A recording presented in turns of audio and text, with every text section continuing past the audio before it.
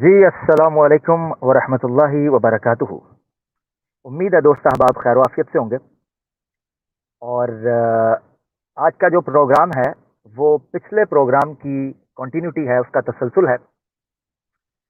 تھوڑا سا جو ہے وہ پس منظر کا ہم جائزہ لیں گے، مگر اس سے پہلے میرے ایک بڑے پیارے ہمارے ہر دل عزیز ہمارے ساتھ موجود ہیں، ان سے بھی ہیلو ہائی کرتے ہیں، اس کے بعد بات کا آغاز کرتے ہیں۔ جی فاروق بھائی، آپ کیا کر رہے ہیں؟ ویلکم۔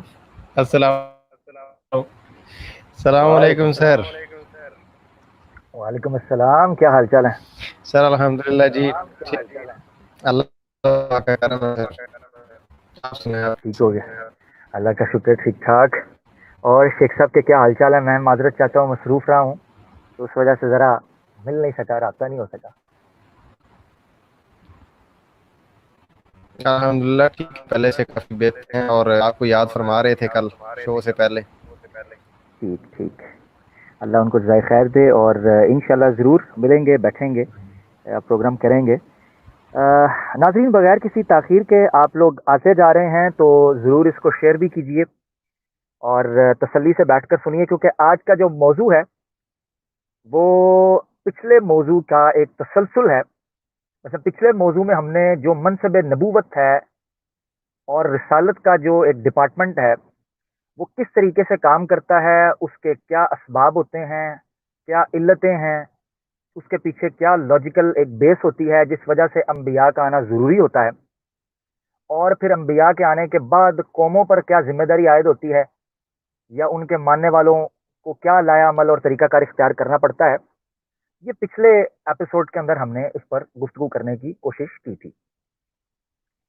اس سے پہلے ابتدا کے اندر ہی میں معذرت چاہتا ہوں کہ ہم لوگ پلان کر رہے تھے، مگر فاروق بھائی کی کچھ مصروفیت کی وجہ سے ہم آیا صوفیہ کے اوپر پروگرام نہیں کر سکے۔ انشاءاللہ ہم آنے والے دنوں کے اندر اس پر پروگرام کریں گے، گو کہ میری طبیعت کے مطابق کافی تاخیر ہوتی جا رہی ہے، تو میں تو عادی ہوں کہ آن دا اسپاٹ جو ہے وہ پروگرام ہونا چاہیے، مگر ظاہری بات ہے کہ کافی مصروفیت ہے ہماری ٹیم کی۔ جیسا کہ آپ لوگ دیکھتے ہیں ہمارے تینوں چینلز کے اوپر ایک ایکٹیویٹی چل رہی ہوتی ہے، تو اس حوالے سے آپ لوگ تھوڑا اس حوالے سے صبر کا دامن تھامے رکھیے گا، تو انشاءاللہ اس پر ہم بات کریں گے۔ آج کا جو موضوع ہے، جیسا کہ تھم نیل پر آپ کے سامنے تھا، موضوع ہے محمد صلی اللہ علیہ وآلہ وسلم ایک عظیم پیغمبر کی حیثیت سے۔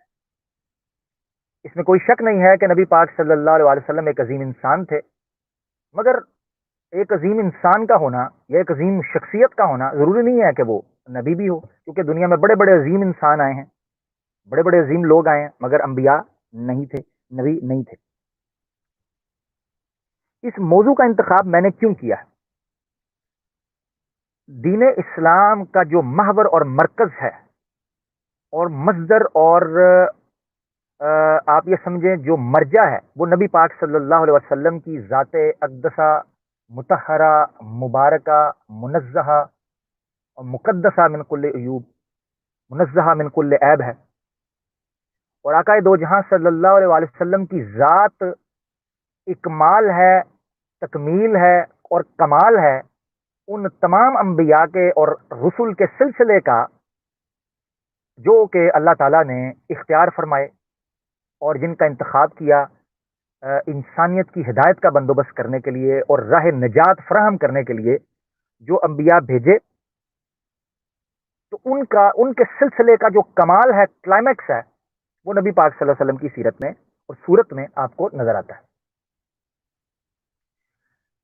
اور پھر اس کے علاوہ چونکہ ہم آقا دو جہاں صلی اللہ علیہ وآلہ وصحابہ وازواجہ و اہل بیتہ وبارک وسلم کی امت میں سے ہیں، تو ہمارے لیے یہ چیز لا محالہ زیادہ اہمیت کی حامل ہو جاتی ہے کہ جب ملحدین اور مستشرقین اور غیر مسلمین آقا دو جہاں صلی اللہ علیہ وسلم کی ذات اقدس اور مقدس پر جو تان و تشنیع کے اور رتب و یابس قسم کی زبان درازی اور دشنام ترازی کرنے کی کوشش کرتے ہیں، تو ہمارے لیے اتنا ہی ضروری ہو جاتا ہے کہ نبی پاک صلی اللہ علیہ وسلم کی سیرت انفرادی ہو یا اجتماعی، ذاتی ہو یا نبوی، تو نبی پاک صلی اللہ علیہ وسلم کی سیرت کے حوالے سے ہم جملہ پہلوؤں کے اوپر اس قسم کی روشنی ڈالیں کہ جتنے اشکالات ہیں یا جتنے اعتراضات ہیں ان کا ازالہ اور ان کا تصفیہ ہوتا رہے. تو اس حوالے سے میں نے موضوع کا انتخاب کیا. دوسری وجہ جو موضوع کا انتخاب کرنے کی خصوصاً نبی پاک صلی اللہ علیہ وسلم کی سیرت تھی، وہ اس لیے تھا کہ نبی پاک صلی اللہ علیہ وسلم سے ماقبل جتنے انبیاء اور رسل گزرے ہیں جن کا ذکر قرآن میں ہے یا جن کا ذکر قرآن میں نہیں، نبی پاک صلی اللہ علیہ وسلم ان کی تصدیق فرماتے ہیں اور ان پر مہر لگاتے ہیں، اور یہ فرماتے ہیں کہ جس طریقے سے وہ رسول تھے میں بھی رسول تھا. اسی طریقے سے اللہ کے رسول پاک صلی اللہ علیہ وسلم قرآن میں کہتے ہیں اعوذ باللہ من الشیطان الرجیم وما کنت بدعا من الرسل، میں کوئی نیا رسول نہیں آ گیا، میرے سے پہلے بھی بڑے رسول آئے ہیں. اور اسی طریقے سے اللہ تعالیٰ نے آپ کو ایک رسالت کے اور نبوت کے منصب پر فائز کیا جیسے پہلے تھے. تو نبی پاک صلی اللہ علیہ وآلہ وسلم کی سیرت کو اور نبی پاک صلی اللہ علیہ وسلم کی نبوت کو سچا ثابت کرنا، یہ دوسرے لفظوں کے اندر ما قبل جتنے انبیاء اور رسل ہیں ان کی نبوت پر مہر تصدیق ثابت کرنے کے مترادف ہوگا. تو وہ شاعر کیسے کہتا ہے ہر ابتدا سے پہلے ہر انتہا کے بعد نام رسول بلند ہو نام خدا کے بعد. ہر ابتدا سے پہلے ہر انتہا کے بعد نام رسول بلند ہو نام خدا کے بعد. دنیا میں احترام کے قابل ہیں جتنے لوگ، دنیا میں احترام کے قابل ہیں جتنے لوگ، میں سب کو مانتا ہوں مگر مصطفیٰ کے بعد صلی اللہ علیہ وآلہ وصحبہ وازواجہ واہل بیتہ وبارک وسلم. تو اس حوالے سے میں نے انتخاب کیا کہ نبی پاک صلی اللہ علیہ وآلہ وسلم کی جو سیرت ہے، یہ جو زندگی ہے، اس حوالے سے جو اعتراضات رکھے جاتے ہیں ان کا جائزہ لیا جائے. یہ موضوع آپ لوگوں کی اسکرین پر ہے، سر میں چاہتا ہوں کہ آپ لوگ توجہ رکھیں.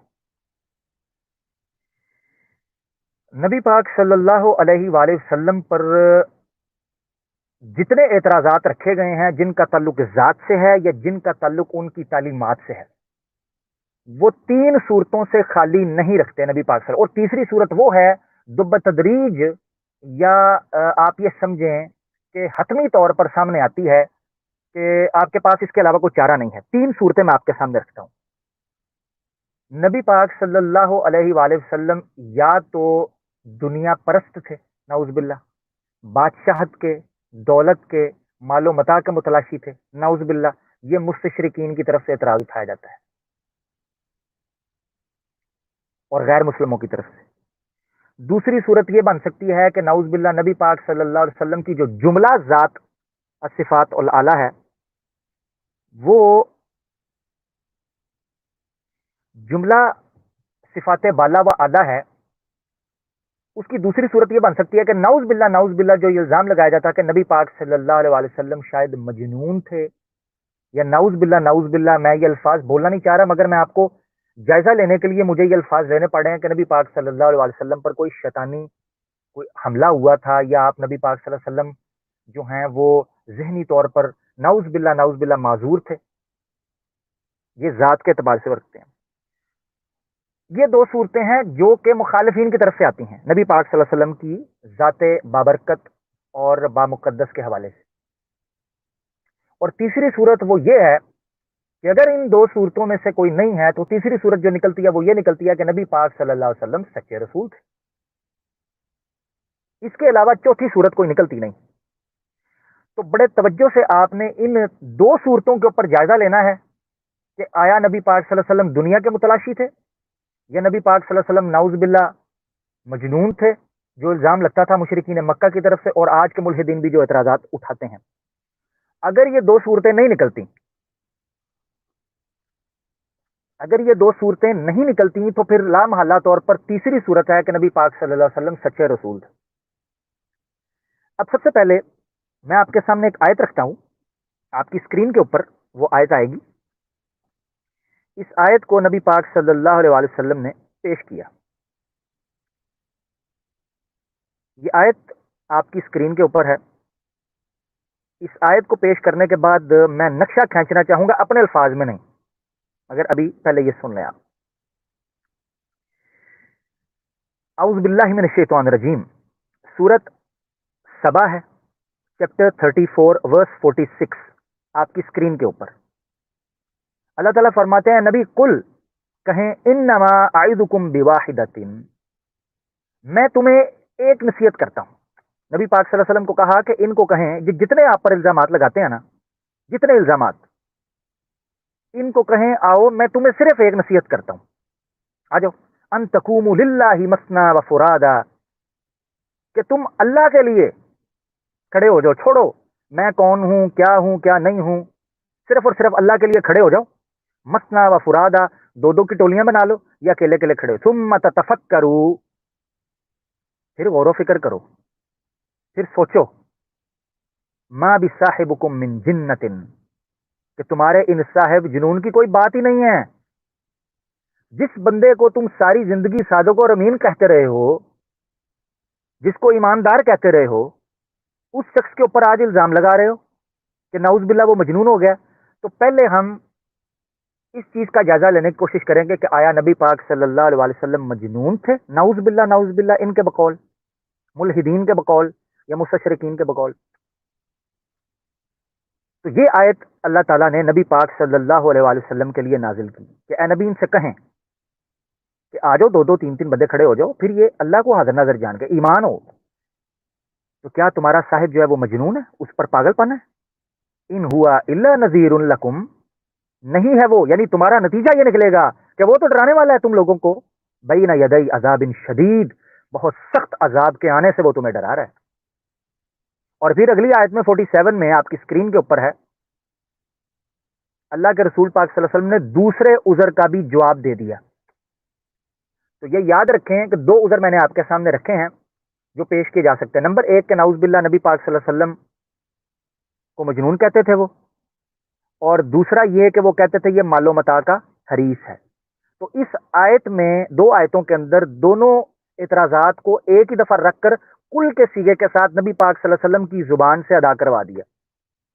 تو دوسری آیت میں کیا 47 میں کہتے ہیں، کل اے نبی یہ بھی کہہ دیں کہ ما سألتکم من اجر فہو لکم، تو میں نے تم سے کوئی اجر مانگا ہے؟ اس کے عوض میں کو مال مانگتا ہوں تم سے، تمہارے لیے ہے جو تم کماؤ. ان اجری الا علی اللہ، میری اجرت اور میری سیلری، میری تنخواہ اور میرا جو ہے وہ جو ہے وہ اس سے جو میں اخذ کرنا چاہتا ہوں وہ اللہ، اللہ پر ہے.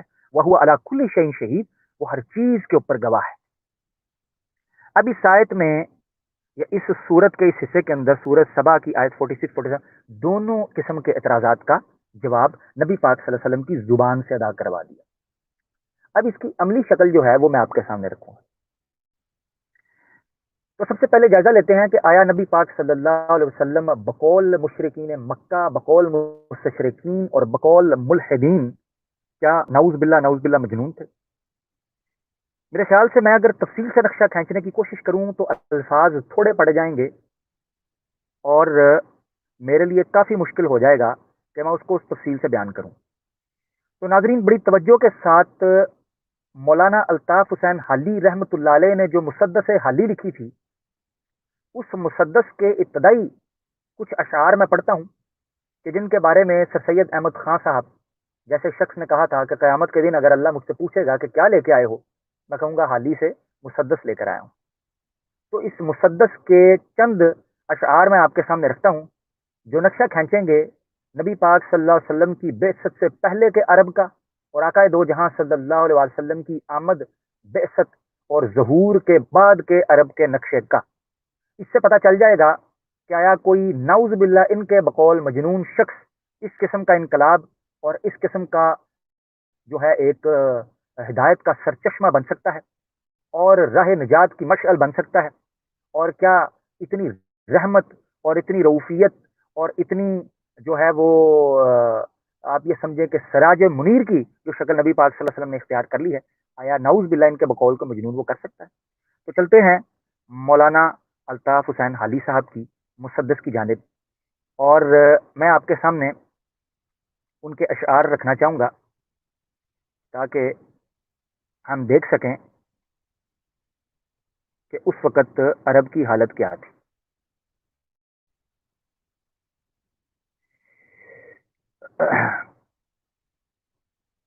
تو بڑی توجہ سے آپ لوگوں نے سماعت یہ فرمانا ہے. فاروق بھائی جاگ رہے ہیں؟ میں نے کہا ذرا ہلا لیں.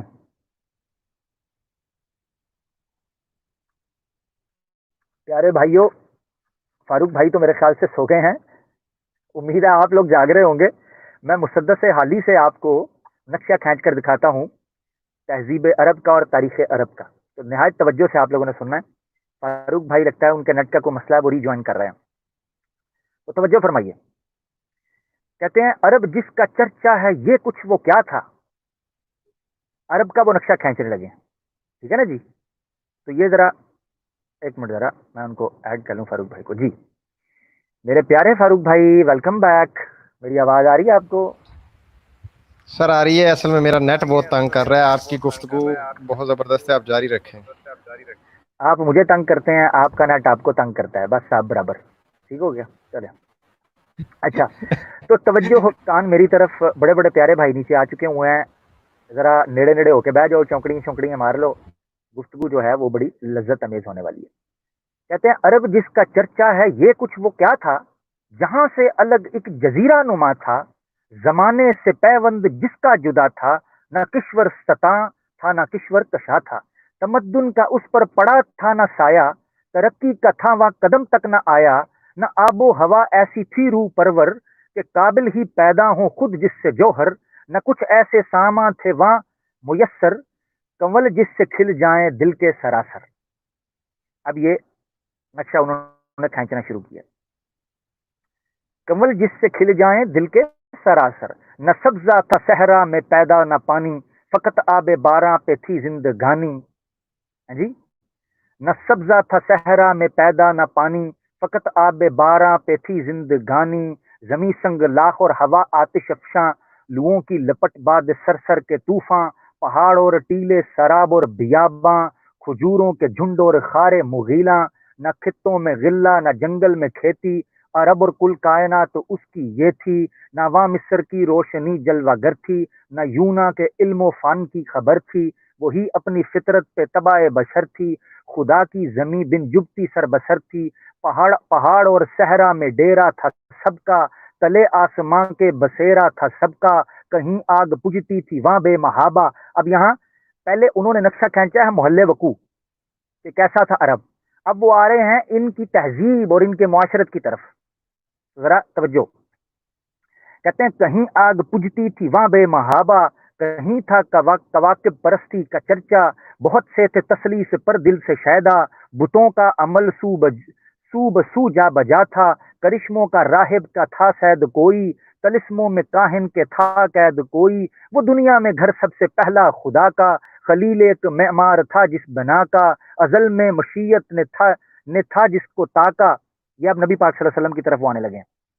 ٹھیک ہے. تو کہتے ہیں جی یہ حالت تھی کہ وہ دنیا میں گھر سب سے پہلا خدا کا، خلیل ایک معمار تھا جس بنا کا، ازل میں مشیت نے تھا جس کو تاکا، کہ اس گھر سے ابلے گا چشمہ ہدا کا، وہ تیر تھا ایک بت پرستوں کا گویا، وہ تیرت تھا ایک بت پرستوں کا گویا، جہاں نام حق کا نہ تھا کوئی جویا، قبیلے کا بت ایک جدا تھا، کسی کا حبل تھا کسی کا سنا تھا.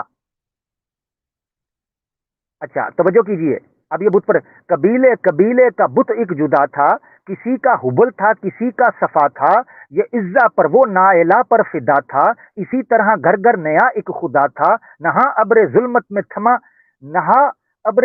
میں تھا مہر انور، اندھیرا تھا فاران کی چوٹیوں پر، چلن ان کے جتنے تھے سب وحشیانہ.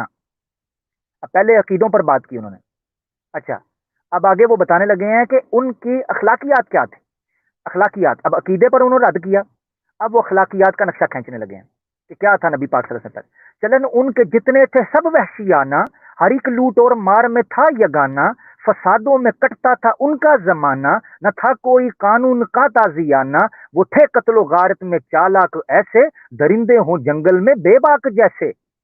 یہ حالت تھی، یہ حالت ہو گئی تھی کہ درندے ہو جنگل میں بے باک جیسے، نہ ٹلتے تھے ہرگز جو اڑ بیٹھتے تھے، سلجھتے نہ تھے جب جگڑ بیٹھتے تھے، جو وہ شخص پاکس میں لڑ بیٹھتے تھے، تو سدھا قبیلے بگڑ بیٹھتے تھے، بلندے کو ہوتا تھا گرواں شرارہ، تو اس سے بھڑک اٹھتا تھا ملک سارا، وہ بکر اور تغلب کی باہم لڑائی، یہ دو قبیلے تھے، بنو تغلب اور بنو بکر، یہ دو قبیلے تھے. تو کہتے ہیں وہ بکر اور تغلب کی باہم لڑائی، صدی جس میں آدھی انہوں نے گوائی، قبیلوں کی کر دی تھی جس نے صفائی، تھی ایک آگ ہر سو عرب میں لگائی، نہ جھگڑا کوئی ملک و دولت کا تھا وہ، کرشمہ ایک ان کی جہالت کا تھا وہ. کہیں تھا مویشی چرانے پہ جھگڑا، کہیں پہلے گھوڑا بڑھانے پہ جھگڑا، لبے جو کہیں آنے جانے پہ جھگڑا، کہیں پانی پینے پلانے پہ جھگڑا، یوں ہی روز ہوتی تھی تکرار ان میں، یوں ہی چلتی رہتی تھی تلوار ان میں، جو ہوتی تھی پیدا کسی گھر میں دختر. اب یہ اس کے بڑے ایکسٹریم معاشرتی پہلو کی طرف وہ نظر دوڑاتے ہیں مولانا الطاف حسینی صاحب. تو اس کی طرف ذرا توجہ کیجیے گا. یعنی عورت بیٹی کو وہ زندہ دل کو جو ہوتی تھی پیدا کسی گھر میں دختر، تو خوف شماتت سے بے رحم مادر. وہ کہتے ہیں جو ہوتی تھی پیدا کسی گھر میں دختر، تو خوف شماتت سے بے رحم مادر، پھرے دیکھتی جب تھے شوہر کے تیور، کہیں زندہ گاڑ آتی تھی اس کو جا کر، وہ گود ایسی نفرت سے کرتی تھی خالی، جنے سانپ جیسے کوئی جننے والی. جو ان کی جوا ان کی دن رات کی دل لگی تھا، جوا ان کی دن رات کی دل لگی تھا، شراب ان کی گٹھی میں گویا پڑی تھی. یعنی جوا ان کی دن رات کی دل لگی تھی، شراب ان کی گٹی میں گویا پڑی تھی، تعیش تھا غفلت تھی دیوانگی تھی، غرض ہر طرح ان کی حالت بری تھی، بہت اس طرح ان کو گزری تھی صدیاں، کہ چھائی ہوئی نیکیوں پر تھی بدیاں. بہت صدیاں گزر گئی تھیں گناہوں کے اوپر، برائیوں کے اوپر، کہ گویا ان کے اوپر جو ہے وہ برائیاں چھا گئیں. اچھا، اب وہ آگے کیا بیان کرتے ہیں. یہ نقشہ ہے جی الطاف حسین حالی صاحب نے مسدس حالی کے اندر کھینچا. میرے خیال سے میں اگر تفصیل سے بیان کرنا چاہتا تو مجھے کافی دیر لگتی، اسی لیے میں نے سہارا لیا مسدس حالی کا، مولانا الطاف حسین حالی صاحب کے ان فصیح و بلیغ اور جامع اور معنی الفاظ کا، کہ جس میں انہوں نے نبی پاک صلی اللہ علیہ وآلہ وسلم کی آمد، بعثت اور ظہور سے قبل عرب کی دنیا کا جو اخلاقی ہے، سیاسی ہے، تہذیبی ہے، تمدنی ہے، معاشرتی ہے، اور اسی طریقے سے آئینی اور قانونی ہے، اس کا نقشہ کھینچا اور آپ کے سامنے رکھا کہ نبی پاک صلی اللہ علیہ وسلم جب آتے ہیں تو اس کے بعد اس کی حالت کیا ہوتی ہے. اب یہ حالت تھی، اب آپ نے تصور کرنا ہے جب یہ حالت بدلی تو اس حالت بدلنے کے بعد کوئی بندہ یہ کہہ سکتا ہے کہ یہ کسی نعوذ باللہ ان کے بقول مجنون بندے کا کام ہے؟ کیا کوئی نعوذ باللہ عقل سے خالی اور عاری انسان نعوذ باللہ ایسے معاشرے کو اٹھا سکتا ہے؟ اب کیسے اٹھایا تھا یہ میں الطاف حسین حالی صاحب کے الفاظ میں سناتا ہوں، اس کے بعد میں خارج سے گواہیاں بھی دوں گا. ہم مستشرقین کی گواہیاں بھی آپ کے سامنے پیش کریں گے اس حوالے سے، ٹھیک ہے نا جی. ابھی لے لیتے ہیں اگلے فیز کو. کہتے ہیں یکا یک ہوئی غیرت حق و حرکت. اب یہ نبی پاک صلی اللہ علیہ وسلم کی آمد کا وہ نقشہ کھینچنے لگے ہیں. یکا یک ہوئی غیرت حق و حرکت، بڑا جانب بو کبے صبر رحمت. اچھا، بڑا جانب بو کبے صبر رحمت، ادا خاک بطحا نے کی وہ ودیت، چلے آتے تھے جس کے دیتے شہادت، ہوئی پہلو آمنا سے ہویدا، دعائے خلیل اور نوید مسیحا.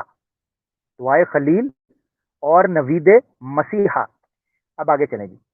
ہوئے محو عالم سے آثار ظلمت، کہ تالا ہوا ماہ برج سعادت، نہ چٹکی مگر چاندنی ایک مدت. اب یہ دو شعر انہوں نے اکٹھے کیے ہیں. اب آگے چلنے لگے ہیں.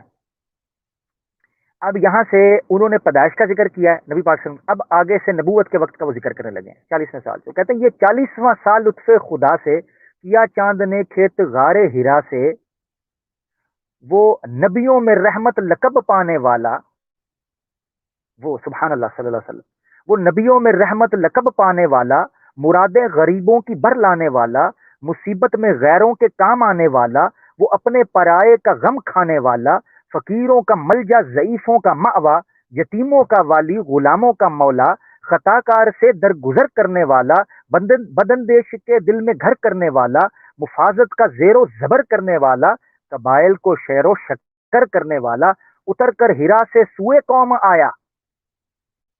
بڑا معروف شعر ہے یہ.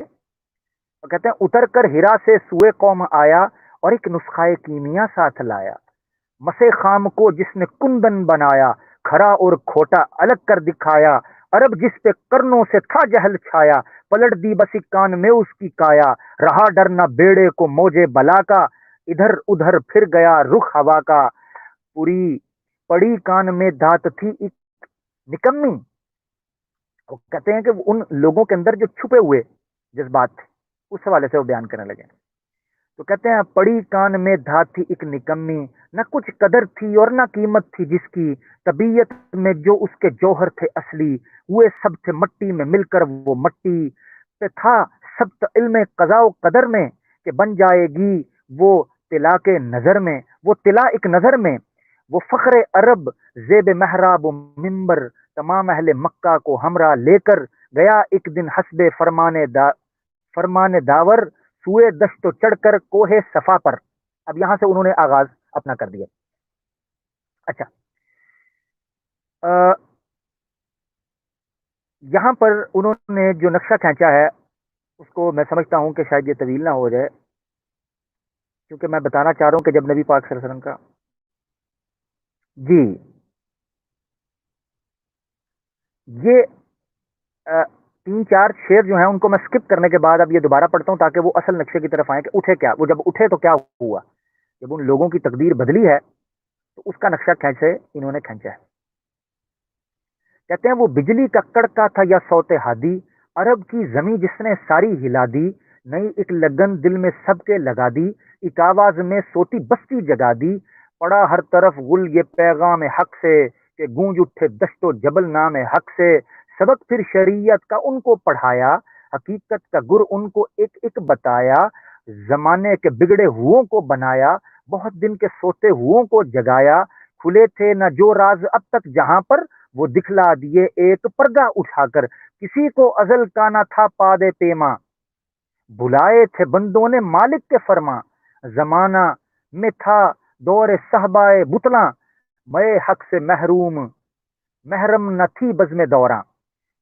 اچھا، یہ حق اور باطل کے حوالے سے جو کشمکش ہوئی ہے اس کا وہ نقشہ کھینچ رہے ہیں۔ زمانے میں تھا دور صحبائے بتلاں، باطل جو ہے اس کی ہوا چل رہی تھی، میں حق سے محرم نہ تھی بزم دوراں، اور چھوٹا تھا توحید کا جام اب تک، توحید کا جام اب تک کسی نے پیا ہی نہیں ہوا تھا، اس کی طرف وہ توجہ دلا رہے ہیں۔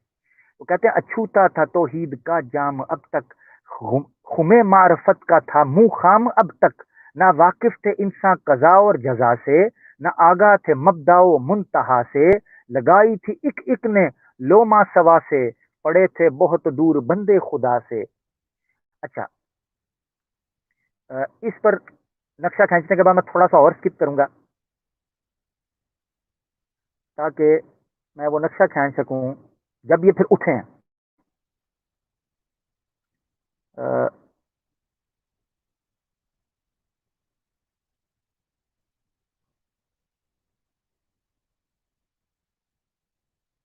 تاکہ جی یہ دیکھیں، غریبوں کو محنت کی رغبت دلائی، کہ بازو سے اپنے کرو تم کمائی، خبر تاکہ لو اس سے اپنی پرائی نہ کر۔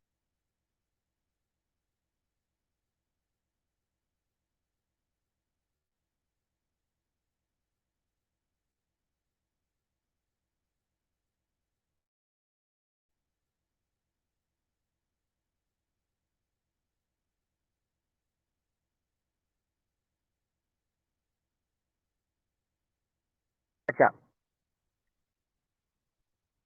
اس کے بعد اصحاب کا جو نقشہ کھینچا ہے اس پر میں لے کے جاتا ہوں تاکہ میں مختصر الفاظ کے اندر یہ بیان کر سکوں۔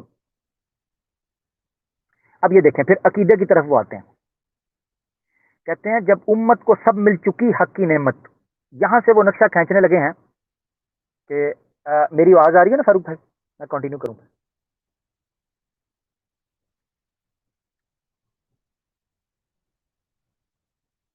میرے خیال سے فاروق بھائی چلے گئے، دو صاحب بتا دیں نیچے کہ آواز ٹھیک ہو گیا، بہت شکریہ، امید ہے میری آواز آ رہی ہوگی۔ اور جن لوگوں کو وعلیکم السلام اور ویلکم کرتے ہیں، جن لوگوں کو آواز نہیں آ رہی وہ ری جوائن کر کے دیکھیں۔ इंशाल्लाह आपको आवाज़ आ जाएगी loud and clear. Thank you very much. आप देख सकते हैं आवाज़ लोगों को आ रही है, तो इस हवाले से आप जाकर चेक कर सकते हैं। अच्छा, अब नबी पाक सल्लल्लाहु अलैहि वसल्लम ने जो असहाब छोड़े उनका वो नक्शा खींच रहे हैं, उनकी तरफ आपकी तवज्जो दिलाना चाहता हूँ, ताकि फिर उसके बाद हम उस पर थोड़ा सा तबसरा फरमाएं, ताकि बात मजीद मैं उसको कोशिश करूँ मुख्तसर करूँ। कहते हैं, जब उम्मत को सब मिल चुकी हक की नेमत, अदा कर चुकी फर्ज अपना रसालत। अब नबी पाक सल्लल्लाहु अलैहि वसल्लम जो हैं वो अपना जब फर्ज अदा कर चुके हैं तो उसकी कैफियत वो बयान। जब उम्मत को सब मिल चुकी हक की नेमत, अदा कर चुकी फर्ज अपना रिसालत, रही हक पे बाकी ना बंदों की हुज्जत, नबी ने किया खल्क से कसबे रहलत, तो इस्लाम की वारिस एक कौम छोड़ी कि दुनिया में जिसकी मिसालें हैं थोड़ी। सब इस्लाम के हुक्म बरदार बंदे, सब इस्लामियों के मददगार बंदे, खुदा और नबी के वफादार बंदे, यतीमों के रांडों के गमखार बंदे, रहे कुफ्र बातिल से बेजार सारे, नशे में मैं हक के सरशार सारे, जहालत की रस्में मिटा देने वाले, कहानत की बुनियाद ढा देने वाले। कहाँ वो शिरक करते थे और कहाँ ये एक उरूज उनको अल्लाह के रसूल पाक सल्लल्लाहु अलैहि वसल्लम की तालीम से मिला। तो जहालत की रस्में मिटा देने वाले, कहानत की बुनियाद ढा देने वाले, सर अहकाम दी पर झुका देने वाले, खुदा के लिए घर लुटा देने वाले, हराफत में सीना सुपर करने वाले, फकत एक अल्लाह से डरने वाले। अगर इख्तलाफ उनमें बाहम दिगर था तो बिल्कुल मदार उसका इखलास पर था। झगड़ते थे लेकिन न झगड़ों में शर था, खिलाफ आतशी से खिलाफ आशती से खुश आइंद तर था। ये थी फौज, ये थी मौज पहली उस आजादगी की, हर हरा जिससे होने को था बागगी थी। अच्छा, तो मेरे ख्याल से ये काफी है, मैं मजीद अगर करूंगा टाइम हमारे पास शॉर्ट होता जा रहा है। ये कौम तैयार हुई थी नबी पाक सल्लल्लाहु अलैहि वसल्लम की तालीम से। ये नक्शा खींचा है मुसद्दस हाली में मौलाना अल्ताफ हुसैन हाली साहब ने। मेरा सवाल ये है एक आम शख्स से कि क्या नाउज़ बिल्ला एक मजनून, इनके बकौल खुदा न खास्ता, या जहनी तौर पर माजूर शख्स जिसको आप मुख्तलिफ किस्म के नफ्सियाती नाउज़ बिल्ला बीमारियों की तरफ मंसूब करने की कोशिश करते हैं कि उनको डिसऑर्डर्स थे, तो क्या ये बंदा ये कामयाबी हासिल कर सकता है? कितने लोगों ने जो कि नाउज़ बिल्ला जो मजनून थे या पागल थे, कितने लोगों ने ये कामयाबी हासिल की है? इस सारे नक्शे के बाद मैं सवाल रखना चाहता हूँ। इसके अलावा चंद गवाहियां हम पेश करते हैं। इस वक्त आपकी स्क्रीन के ऊपर आपको एक पिक्चर नजर आ रही है, इसको गौर से देखिए। ये टाइम मैगजीन है, leadership in America, special section 200 rising leaders, यानी लीडर्स के हवाले से जो बड़े बड़े मुकन्नन, बड़े बड़े शारे और बड़े बड़े जो लीडर्स हैं जिन्होंने सल्तनतें कायम की, उनके हवाले से ये स्पेशल सेक्शन एक बनाया गया था। ठीक है, एक दूसरी पिक्चर देखिए जिसको आप सर्च कर सकते हैं। ये 15 जुलाई 1974 का शुमारा टाइम मैगजीन का आपकी स्क्रीन के ऊपर। ठीक हो गया, इसको मैं थोड़ी देर के लिए छोड़ता हूं ताकि आप इसको देख सकें कि इस पर क्या लिखा है, और इस पर मैं तबसरा फरमाता हूं अभी। यह special section, who were histories great leaders, what makes a great leader throughout history, who qualifies. Time asked a variety of historians, writers, military man, businessman and others for their selection. Time magazine में कौन बड़े leader कैसे बनते हैं, कौन qualify करता है, time magazine जो है उसने 15 जुलाई 1974 के शुमारे में मुर्रिखीन से, मुसन्निफीन से, अस्करी क़यादत से, अस्करी लोगों से, बड़े बड़े तुजारों से, बिजनेसमैन से और दीगर लोगों से उनकी सिलेक्शन के बारे में पूछा। अब ये टाइम मैगजीन के अंदर, ये आपकी स्क्रीन के ऊपर, तो 15 जुलाई 1974। पूरा तो मैं शो नहीं कर सकता, मगर आप ये शुमारा पीडीएफ के अंदर ढूंढ सकते हैं, और इसी तरीके से आप सब्सक्राइब करें टाइम मैगजीन को, जिस तरह कि आपको स्क्रीन पर नजर आ रहा है, तो आपको इसका और भी चीजें मिल सकती हैं। मैं चंद लोगों के इक्तबासात हैं आपके सामने पढ़ने वाला हूं कि वो उन्होंने क्या तरतीब दी और क्या नाम लिखे, और क्या किसी नाउज़ बिल्ला, किसी मजनून और किसी जहनी तौर पर मफलूज और माजूर नाउज़ बिल्ला शख्स को इतने बड़े बड़े मुर्रिखीन, इतने बड़े बड़े मुसन्निफीन टाइम मैगजीन के ऊपर मेंशन कर सकते हैं, और जबकि वो नॉन मुस्लिम्स हों, मुस्लिम्स भी नहीं, ये तवज्जो रहे, ये मुस्लिम्स लोग नहीं है जो नबी पाक सल्लल्लाहु अलैहि वसल्लम के बारे में मेंशन करेंगे। अभी मैं बताता हूं आपको। तो हम देखते हैं कि उन लोगों ने क्या मेंशन किया है। अह,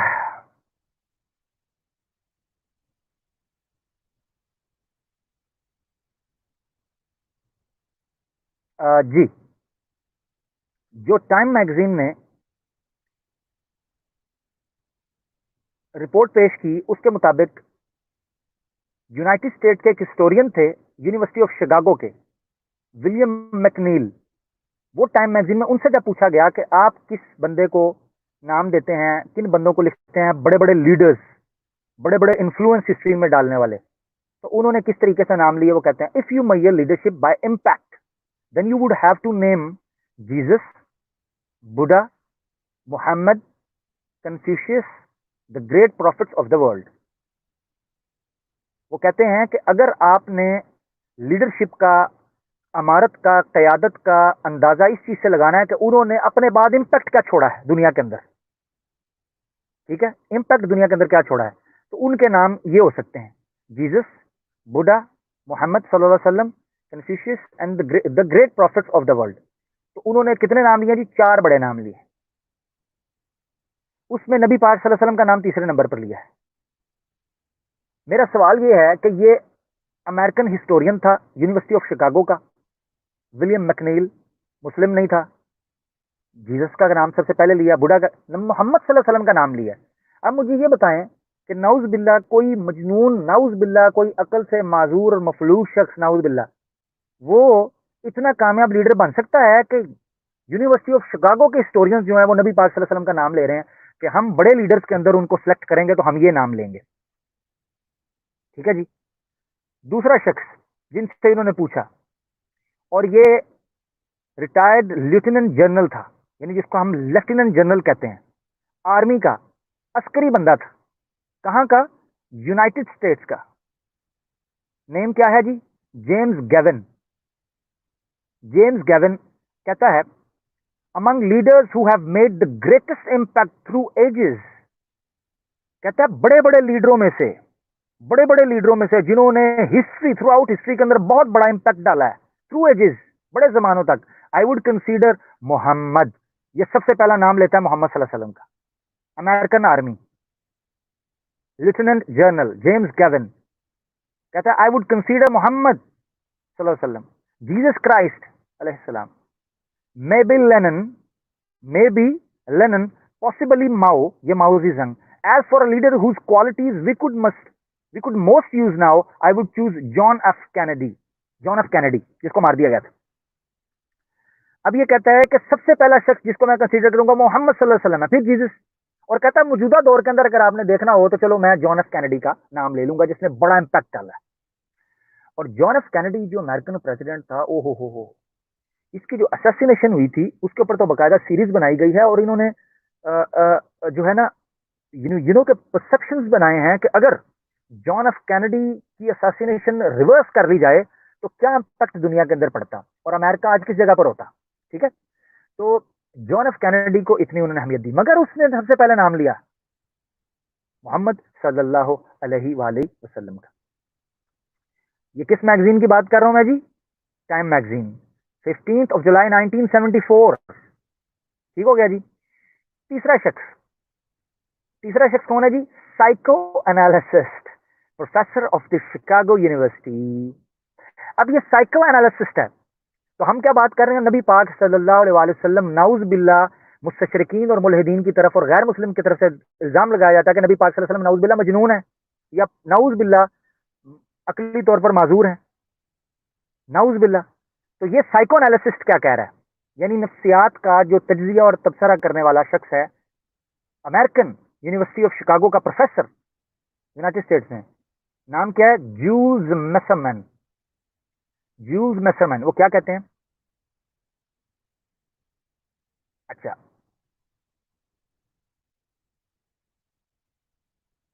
وہ کہتے ہیں کہ لیڈر کی 3 بڑی کوالٹیز ہونی چاہیے. وہ کہتے ہیں لیڈرز کی 3 بڑی کوالٹی ان کے اندر ہونی چاہیے. Number 1, the leader must provide for the well being of the lead. کہ لیڈر جو ہے وہ آگے لیڈر بناتا ہے, وہ ایک قیادت تیار کرتا ہے, فوج تیار. یہ نہیں کہ وہ ختم ہوا 1 مین آرمی پیچھے سارے ختم. جیسے آپ نے دیکھا ہے سیاسی پارٹی ہوتی ہے, اب پی ٹی آئی ہے, عمران خان کو -1 کا شور ڈالیں, یعنی یہ تھوڑی سی سیاسی طور پر بھی آپ سمجھے تو 1 مین آرمی ہے, اس کے پیچھے کوئی بھی نہیں ہے. ٹھیک ہے, تو لیڈر کون ہوتا ہے؟ عمران خان صاحب اپنے آپ لیڈر ہوتا ہے جو قیادت بناتا ہے. نبی پاک صلی اللہ علیہ وسلم نے ایک ایسی فوج تیار کی تھی, ایسی فوج تیار کی تھی کہ جو ایک سے بڑھ کر ایک لیڈر تھا. اسی لیے ایک کتاب لکھی گئی ہے شاہکار رسالت, کہ نبی پاک صلی اللہ علیہ وآلہ وسلم نے اپنے بعد ایسے اصحاب چھوڑے تھے کہ چشمے فلک نے اور گردش لیل و نہار نے اس سے پہلے ایسی قوم نہ دیکھی ہے نہ قیامت تک دیکھے گا. کیا کہے دو جہاں صلی اللہ علیہ وسلم کو الہامی طور پر خبر دے دی گئی کہ خیر القرون قرنی ثم الذین یلون, سب سے بہترین زمانہ میرا ہوگا اور میرے بعد لوگ ہوں جو ان سے منسلک اور منضبط ہوں گے. دوسری چیز وہ کیا بیان کرتے ہیں؟ دوسری چیز وہ بیان کرتے ہیں کہ لیڈر بڑے ہونے کے لیے کہتے ہیں دا لیڈر آف اور would be leader must provide a social organization in which people feel relatively secure. کہتے ہیں لیڈر جو ہوتا ہے وہ ایک ایسا معاشرہ تشکیل دیتا ہے جس میں لوگ قدرن محفوظ محسوس کرتے ہیں. اس معاشرے میں, اس علاقے میں, اس سوسائٹی میں, اس ملک میں, اس خطے میں, اس علاقے میں, اس ملک میں وہ یہ محسوس کرتے ہیں کہ ہماری آزادی خود مختار ہے, ہم آزادی سے اپنی بلیف کو پریکٹس کر سکتے ہیں, اپنے عقیدوں کو فالو کر سکتے ہیں. تو یہ کس جگہ پر ہوتا ہے؟ جب لیڈر, تو ریاست مدینہ کس نے بنائی تھی؟ نبی پاک صلی اللہ علیہ وآلہ وسلم نے. یہ ایک ویلفیئر سوسائٹی تھی, پروگریسو ٹیکسیشن تھی, امیر سے مال لے کر غریب کی طرف دیا جاتا تھا, بیت المال قائم کیا گیا, پہرے پر لگایا گیا, بچوں کو تعلیم دی گئی, عورتوں کو آزادی دی گئی, مکاتبت اور مزاربت کے قانون جو ہیں ان کو متعارف کروایا گیا. یہ نبی پاک صلی اللہ علیہ وسلم نے وہاں پر امن قائم کرنے کے لیے. تیسرا وہ کیا کہتا ہے؟ تیسرا کہتا ہے that this leader must provide his people with one set of beliefs. کہتا ہے لیڈر وہ ہوتا ہے جو پھر اپنے لوگوں کو نظریات دے, قوانین دے, اصول دے. یہ تیسری شکل ہونی چاہیے لیڈر کے اندر. تو اب آپ دیکھیں کہ کتنی خوبصورتی کے ساتھ جو 3 چیزیں اس نے بیان کی ہیں اس میں نبی پاک صلی اللہ علیہ وسلم کس طریقے سے فٹ بیٹھتے ہیں. یہ 3 طریقے اس نے بیان کی,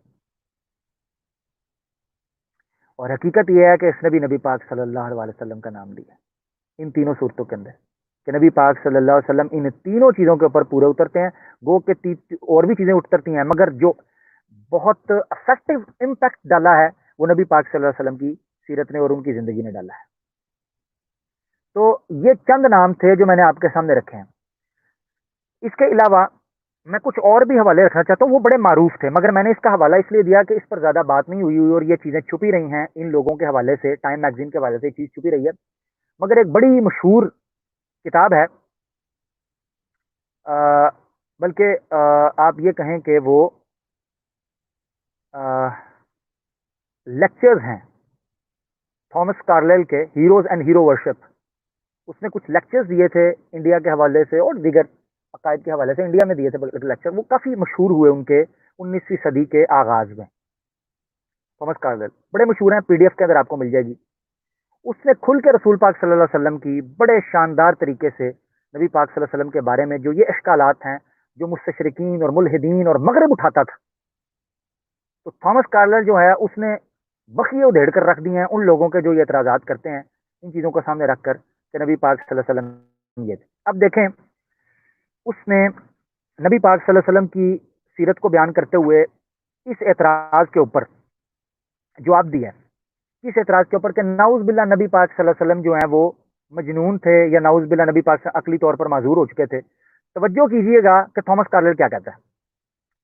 تھامس کارلائل کہتا ہے a false man found a religion. why؟ کہتے ہیں کہ ایک معوف انسان یا پاگل انسان یا غلط انسان نعوذ باللہ ایک مذہب بنائے گا, ایجاد کرے گا. why؟ کیوں؟ a false man cannot build a brick house. وہ کہتے ہیں ایک غلط انسان یا معوف انسان جو ہے وہ تو ایک اینٹ بھی نہیں بنا سکتا. If he does not know and follow truly the properties of mortar, burnt clay, and what else he works in, it is no house that he makes but a rubbish heap. وہ کہتے ہیں ایک ڈھیر الٹا سیدھا بنا دے گا مگر proper طریقے سے گھر تو نہیں بنا سکتا. یعنی ایک معوف انسان جو ہے, ایک مجہول انسان جو ہے, یا محبوط الحواس انسان جو ہے, وہ اینٹ نہیں بنا سکتا. گارے اور پکی اینٹ کے اندر فرق نہیں کر سکتا. گھر بنا تو دور کی بات ہے. It will not stand for 12 centuries. اور ایک ایسا گھر بنا دے جو 12 صدیوں تک کھڑا رہے. تو یعنی وہ 19ویں صدی کے اندر کہہ رہا ہے, تو آج سے 200 سال پہلے. تو نبی پاک صلی اللہ علیہ وسلم کو 440 پلس ایئر ہو چکے ہوئے ہیں, 14 صدیوں سے اوپر گزر چکے ہوئے ہیں. اور ان کا دین نہ صرف یہ کہ قائم ہے, ان کا بنایا ہوا گھر, بلکہ مزید مضبوطی کے ساتھ پھیل رہا, پھول رہا, پھل رہا ہے. اور ان کے گڑھ کے اندر گھس چکا ہوا ہے جو اس کے خلاف بولتے تھے. تو سوال یہ ہے کہ نعوذ باللہ, نعوذ باللہ, ایک محبوط الحواس, نعوذ باللہ, ان کے بقول مجنون شخص جو ہے, وہ ایک ایسا گھر بنائے گا جو 12 صدیوں سے, 14 صدیوں سے بقول تھامس کارلائل کھڑا رہے گا. ٹھیک ہے, یہ بات انہوں نے کی ہے. اب وہ کہتے ہیں it is like a forged bank note they get it passed out of their worthless hands. کہتے ہیں یہ تو ایسا ہی ہے کہ کوئی بندہ یہ کہے کہ بینکوں کے اندر جو ہے نا وہ جعلی نوٹ بن رہے ہیں اور کسی کو پتہ بھی نہیں چل رہا, ہاتھوں سے گزرتے جا رہے ہیں جعلی نوٹ. اب نعوذ باللہ, نعوذ باللہ, نبی پاک صلی اللہ علیہ وسلم نے ایک دین گھڑا اور اس کو لے کر چلتے رہے, اور وہ اتنی کامیابی سے عروج پایا, اس نے اتنی ترقی کی, اتنی ترقی کی کہ آج اربوں لوگوں تک وہ دین اسلام پھیلا, اور ان کے دلوں کے اندر ان کی محبت کی شمع جلتی ہے کہ کفر تھک گیا ہے کہ یہ فاقہ کش جو ڈرتا نہیں موت سے, روح محمدی اس کے بدن سے نکال دو. یہ کیا چیز ہے کہ نبی پاک صلی اللہ علیہ وسلم کی محبت ان کے دلوں سے نکلتی نہیں ہے. ختم نبوت کی خاطر یہ اپنی جانیں قربان کرتے ہیں, حرمت رسول کی خاطر یہ کٹ مر جاتے ہیں. یہ نعوذ باللہ کو محبوط الحواس شخص اس طرح کی قیادت یا اس طرح کی امت پیدا کر سکتا ہے؟ یہ سوال کیا تھامس کارلائل. کہتے ہیں یہ تو ایسے ہی جعلی نوٹ بنا کر آپ بینک کے اوپر جو ہے نا, they get it pass out of their worthless hands. Others not, they have to smart for it. They have to smart for it. Nature burst up in fire flames, French revolutions and such like, proclaiming with the terrible voracity that forged notes are forged. تو یہ Thomas Carlyle جو ہے اپنے heroes and hero worship کے اندر نبی پاک صلی اللہ علیہ وسلم پر اٹھنے والے الزامات کا منہ توڑ جواب دے رہا ہے کہ نعوذ باللہ اگر آپ ان کو کہیں گے کہ وہ نعوذ باللہ مجنون تھے, تو کیا اتنی کامیابی محبوط الحواس شخص اختیار کرتا ہے؟ نعوذ باللہ, یہ انسانیت کی توہین ہے. تو یہ چند حوالہ جات تھے جو ایک جز کے اوپر ہم نے کام کیا. اس حوالے سے تو یہ جاننے کی کوشش کریں کہ آیا نبی پاک صلی اللہ علیہ وسلم پر جو یہ الزام لگایا جاتا ہے کہ وہ نعوذ باللہ مجنون تھے, کیا ایک مجنون شخص اتنی کامیاب سیاسی انتظامی زندگی گزار سکتا ہے؟ اس حوالے سے اگر کسی شخص نے کتاب پڑھنی ہو تو میں 2 کتابیں ریکمینڈ کروں گا خصوصاً اس حوالے سے. ایک صدارتی انعام یافتہ ڈاکٹر سیدہ سعیدہ غزنوی کی, نبی اکرم صلی اللہ علیہ وسلم بطور ماہر نفسیات, انہوں نے اس میں ثابت کیا ہے کہ نبی پاک صلی اللہ علیہ وسلم صرف ایک رسول نہیں تھے, ایک ماہر نفسیات تھے جنہوں نے لوگوں کے نفسیاتی امراض کا علاج کیا, اور جو ان کی جبلتوں میں, انسٹنکٹس میں جو ڈس آرڈرس تھے, سائیکولوجیکل ڈس آرڈرس تھے, ان کو کس طریقے سے غصے کو کنٹرول کرنا ہے, خوف کی جبلت کو کنٹرول کرنا ہے, لالچ کی جبلت کو کنٹرول کرنا ہے, طمع اور ہرس جو ہے اس کو کیسے کنٹرول کرنا ہے, تعلیم اور عقل کا شعور اور احترام کیسے پیدا کرنا ہے, پھر خوشی اور غم کو کس طریقے سے ٹریٹ کرنا ہے, ازدواجی اور آئلی زندگی کو کیسے لے کر چلنا ہے, اجتماعی اور انفرادی زندگی کے اندر کس طریقے سے تعلق اور ربط قائم کرنا ہے, سیاسی اور تمدنی حیثیت کس طریقے سے انسان اختیار کرتا ہے اور کیسے اس کا ارتقاء ہوتا ہے. ان ساری چیزوں کے اوپر ڈاکٹر سیدہ سعیدہ غزنوی نے پریزیڈنشل ایوارڈ یافتہ کتاب کے اندر گفتگو کی ہے, ثابت کیا ہے کہ نبی پاک صلی اللہ علیہ وسلم مجنون نہیں ہو سکتے. نعوذ باللہ. دوسری کتاب جو نبی پاک صلی اللہ علیہ وسلم کے سیاسی اور انتظامی اور ایک سولجر ریفارمر کے طور پر سامنے آ سکتی ہے, اس کو اگر آپ پڑھنا چاہیں تو وہ کتاب ہے نبی پاک نبی اکرم صلی اللہ علیہ وسلم بطور سپہ سالار. یہ کتاب مولانا عبد الرحمان کیلانی صاحب نے لکھی ہے. دونوں کتابیں اردو کے اندر ہے, پی ڈی ایف میں آپ کو مل جائے گی. اس کتاب کو آپ پڑھیں کہ بحثیت جنگجو اور بحثیت حکمران اور سردار, پی ڈی ایف میں عبد الرحمان کیلانی صاحب کی کتاب. اس میں انہوں نے بیان کیا ہے کہ نبی پاک صلی اللہ علیہ وسلم کی میدان جنگ میں اسٹریٹجی کیا تھی. اور ایک اور کتاب اس میں ایڈ کر لیں, ایک دم مجھے بھی یاد آئی ہے, P H D double P H D scholar تھے, بہت بڑے اسکالر, وفات پا گئے ہیں فرانس میں, ڈاکٹر حمید اللہ. ڈاکٹر حمید اللہ صاحب جو ہیں, پروفیسر ڈاکٹر حمید اللہ صاحب, بہت شاندار کتاب لکھی, عہد نبوت کے میدان جنگ, نبی پاک صلی اللہ علیہ وسلم کے میدان جنگ. اس میں انہوں نے نقشے کھینچ کر اور جو وسیقہ جات ہیں, جو عہدے ہیں, اور جس طریقے سے جو معاہدے ہوئے ہیں جنگوں کے اندر اور جو اسٹریٹجی اپنائی ہے, اس پر بات کی ہے. انہوں نے ثابت کر دیا ہے ان چیزوں نے, ان حقائق نے, کہ نبی پاک صلی اللہ علیہ وسلم محبوط الحواس نعوذ باللہ اور مجنون ہو ہی نہیں سکتے. اتنی کامیابی تری, اتنا اسٹریٹجیکلی اور اتنا افیکٹولی وہ بندہ بیٹل فیلڈ کے اندر کام کرتا ہے, اور اس شخص کے اوپر یہ الزام لگا دیا جائے کہ نعوذ باللہ وہ مجنون تھے, یا نعوذ باللہ وہ محبوط الحواس تھے. انا للہ و انا الیہ راجعون. یہ ہو ہی نہیں سکتا. اچھا, اس کے علاوہ میرے خیال سے تھامس کارلر کے حوالے سے ایک علاوہ معروف حوالہ جو ہے وہ بھی پیش کر دوں, تاکہ اس کو ہم پیک کریں, اس چیز کو.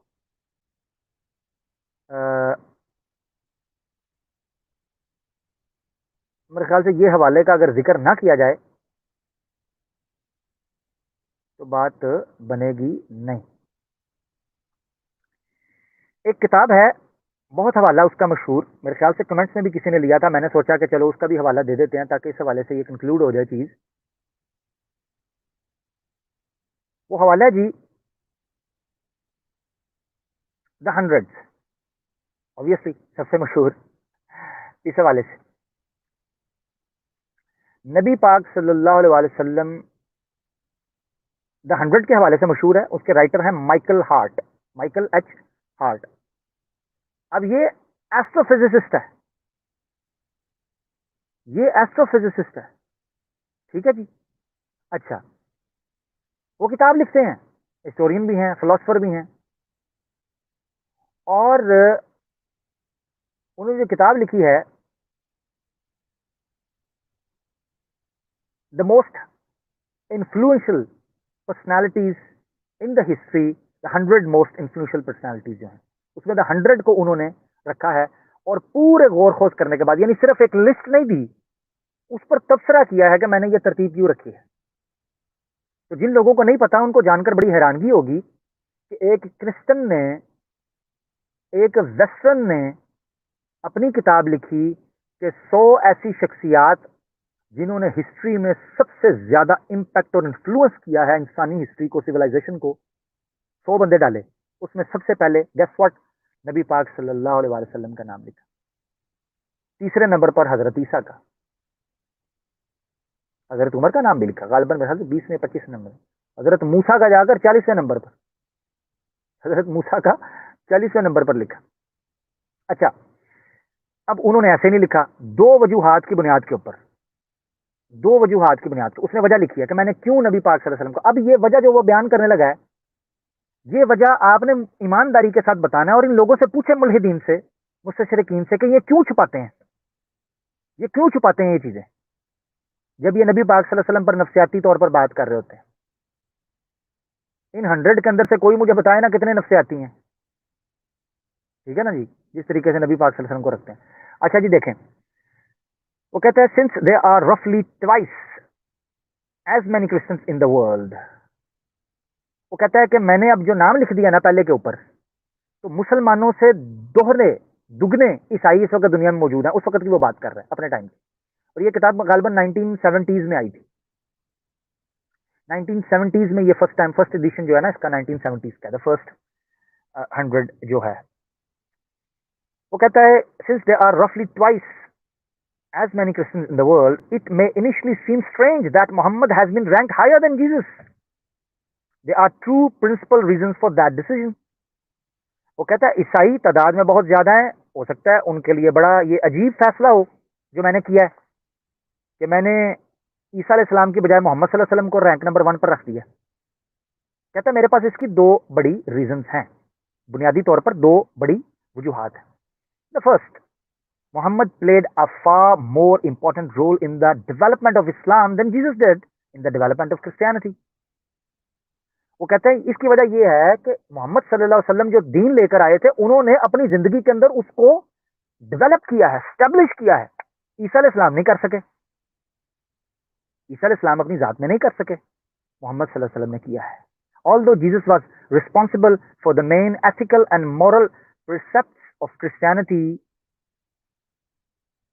وہ کہتے ہیں کہ اس میں کوئی شک نہیں ہے کہ عیسیٰ علیہ السلام کی بنیادی تعلیمات تو بہرحال ان کے اخلاقی وجود کے اندر, ایتھکس کے اندر اور مورل اخلاقی ویلیوات کے جو ویلیوز ہیں اس کے اندر تو ہمیں ملتی ہیں, مگر ان کی تشریح اور تفسیر بھی سینٹ پال سے ملتی ہے. تو Saint Paul was the main developer of Christian theology, its principal proselytizer and the author of a large portion of the New Testament. تو سینٹ پال جو ہے وہ کہتا ہے سارا کریڈٹ تو سینٹ پال کو چلا جاتا ہے, تو سارا کریڈٹ جو ہے وہ سینٹ پال کو چلا گیا کیونکہ بائبل کی تشکیل بھی اس نے دی ہے, اور اس میں جو آپ یہ سمجھے کہ عقیدے کی تبلیغ اور ترویج اور اشاعت اور تبلیغ جو کی ہے وہ کی کس نے ہے؟ سینٹ پال نے. تو عیسیٰ علیہ السلام اس قسم کی تبلیغ اس کے بقول, یعنی وہ کہہ رہا ہے نا بندہ لکھنے والا, وہ کہہ رہا نہیں کر سکے, یہ ایک وجہ ہے.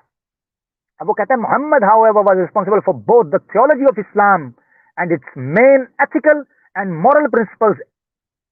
وہ کہتے ہیں جبکہ محمد صلی اللہ علیہ وسلم مکمل طور پر ذمہ دار ہیں both theology of Islam, اسلام کے عقائد اور علم الالہیات, اس کا بھی تبلیغ اور اشاعت کرنے میں نبی پاک صلی اللہ علیہ وسلم پیش رہے ہیں, تفسیر کی ہے, تبلیغ کی ہے, تبیین کی ہے, تفسیر کی ہے, ہر ایک چیز کو کھول کھول کر بیان کیا ہے. And its main ethical and moral principles, اور اسی طریقے سے اس کا جو اخلاقی اور جمالی وجود ہے اس پر بھی نبی پاک صلی اللہ علیہ وسلم نے تفصیل سے گفتگو فرمائی.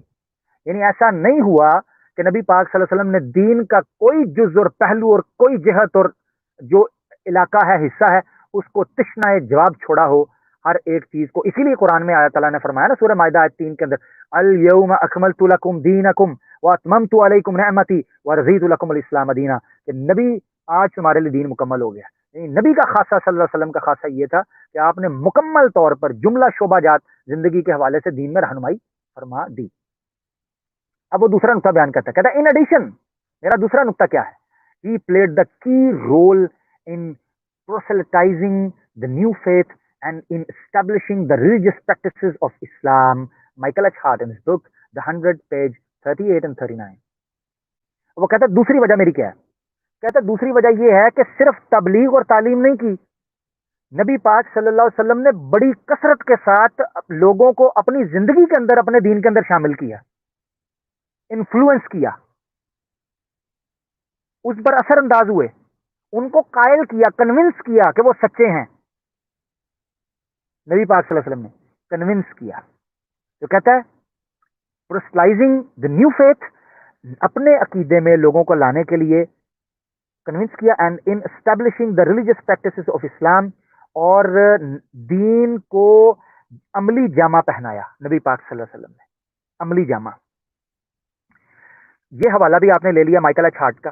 اس سے مجھے بتائیں کہ جو 100 most influential personalities in the history of world میں نبی پاک صلی اللہ علیہ وسلم کو نمبر 1 پر رکھا گیا ہے, اور کوئی 2 ٹکے کا ملحد اور یہ 3rd کلاس قسم کا مغرب زدہ مستشرقین اور مغرب والے لوگ ہوتے تھے, وہ مغربی ہیں مستشرقین, یہ ہمیں آ کر بتائیں کہ نبی پاک صلی اللہ علیہ وسلم نعوذ باللہ مجنون تھے یا محبوط الحواس تھے. تو میرے خیال سے ان کی عقلوں کا پھر علاج ہمیں کروانا چاہیے.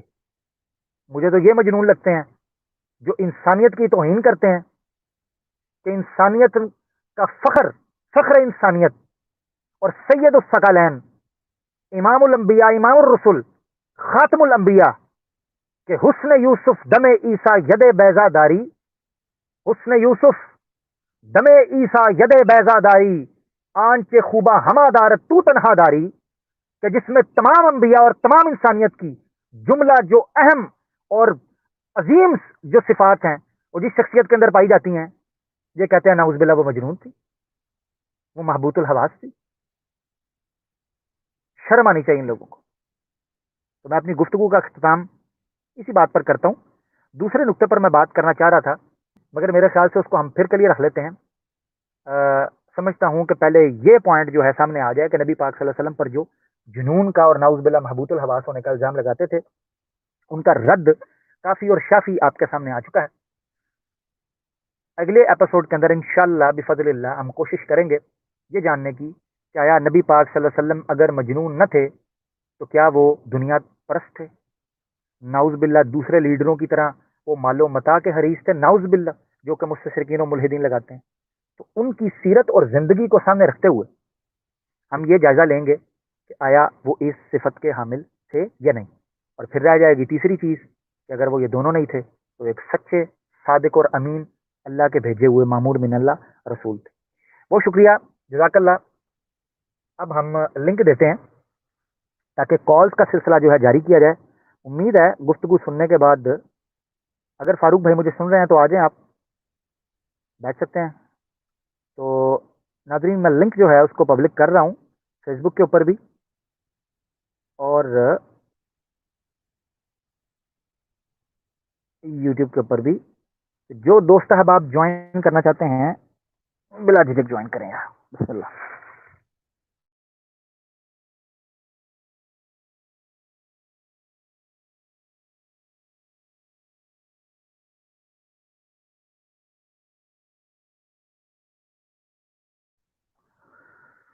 جی, ٹاپک کے حوالے سے سوال کیا جا سکتا ہے.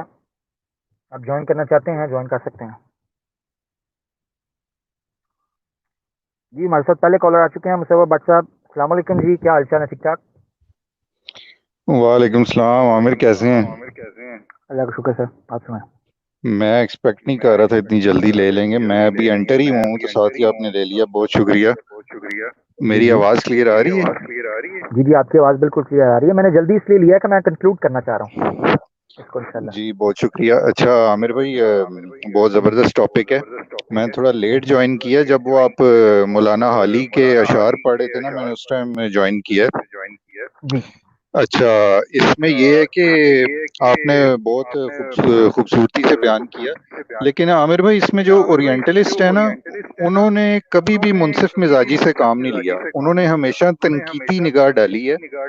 کوئی بھی منصف مزاج جو شخص ہے نا, وہ جب نبی علیہ السلام کے برپا کیے گئے انقلاب اور ان کی ساری زندگی پہ نظر ڈالے گا تو وہ قائل ہوئے بغیر نہیں رہ پائے گا, اور وہ اس کو مانے بغیر نہیں رہ پائے گا کہ نبی علیہ السلام اللہ کے طرف سے ہی بھیجے ہوئے تھے.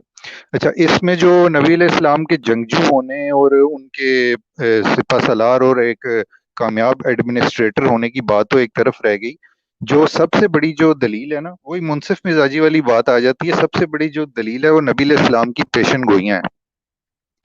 جو نبی علیہ السلام نے پیشن گوئیاں جو کی ہیں, وہ ان کی جو وفات کے بھی 30 سے 40 سال بعد جو قیامت کی نشانی ہے وہ تو ایک طرف رہ گئی نا. جو امیڈیٹ پوری ہوئی ہیں 2 سے 3 دہائیوں کے اندر اندر, وہ سب سے بڑے دلائل ہیں. آپ کو پتہ ہی ہوگا, میرے سے زیادہ یہ پتہ ہوگا اس بارے میں, یہ جو امام بہقی کی ہے دلائل النبوہ, امام ابو بکر البہقی, انہوں نے, سن پا رہے ہیں عامر بھائی؟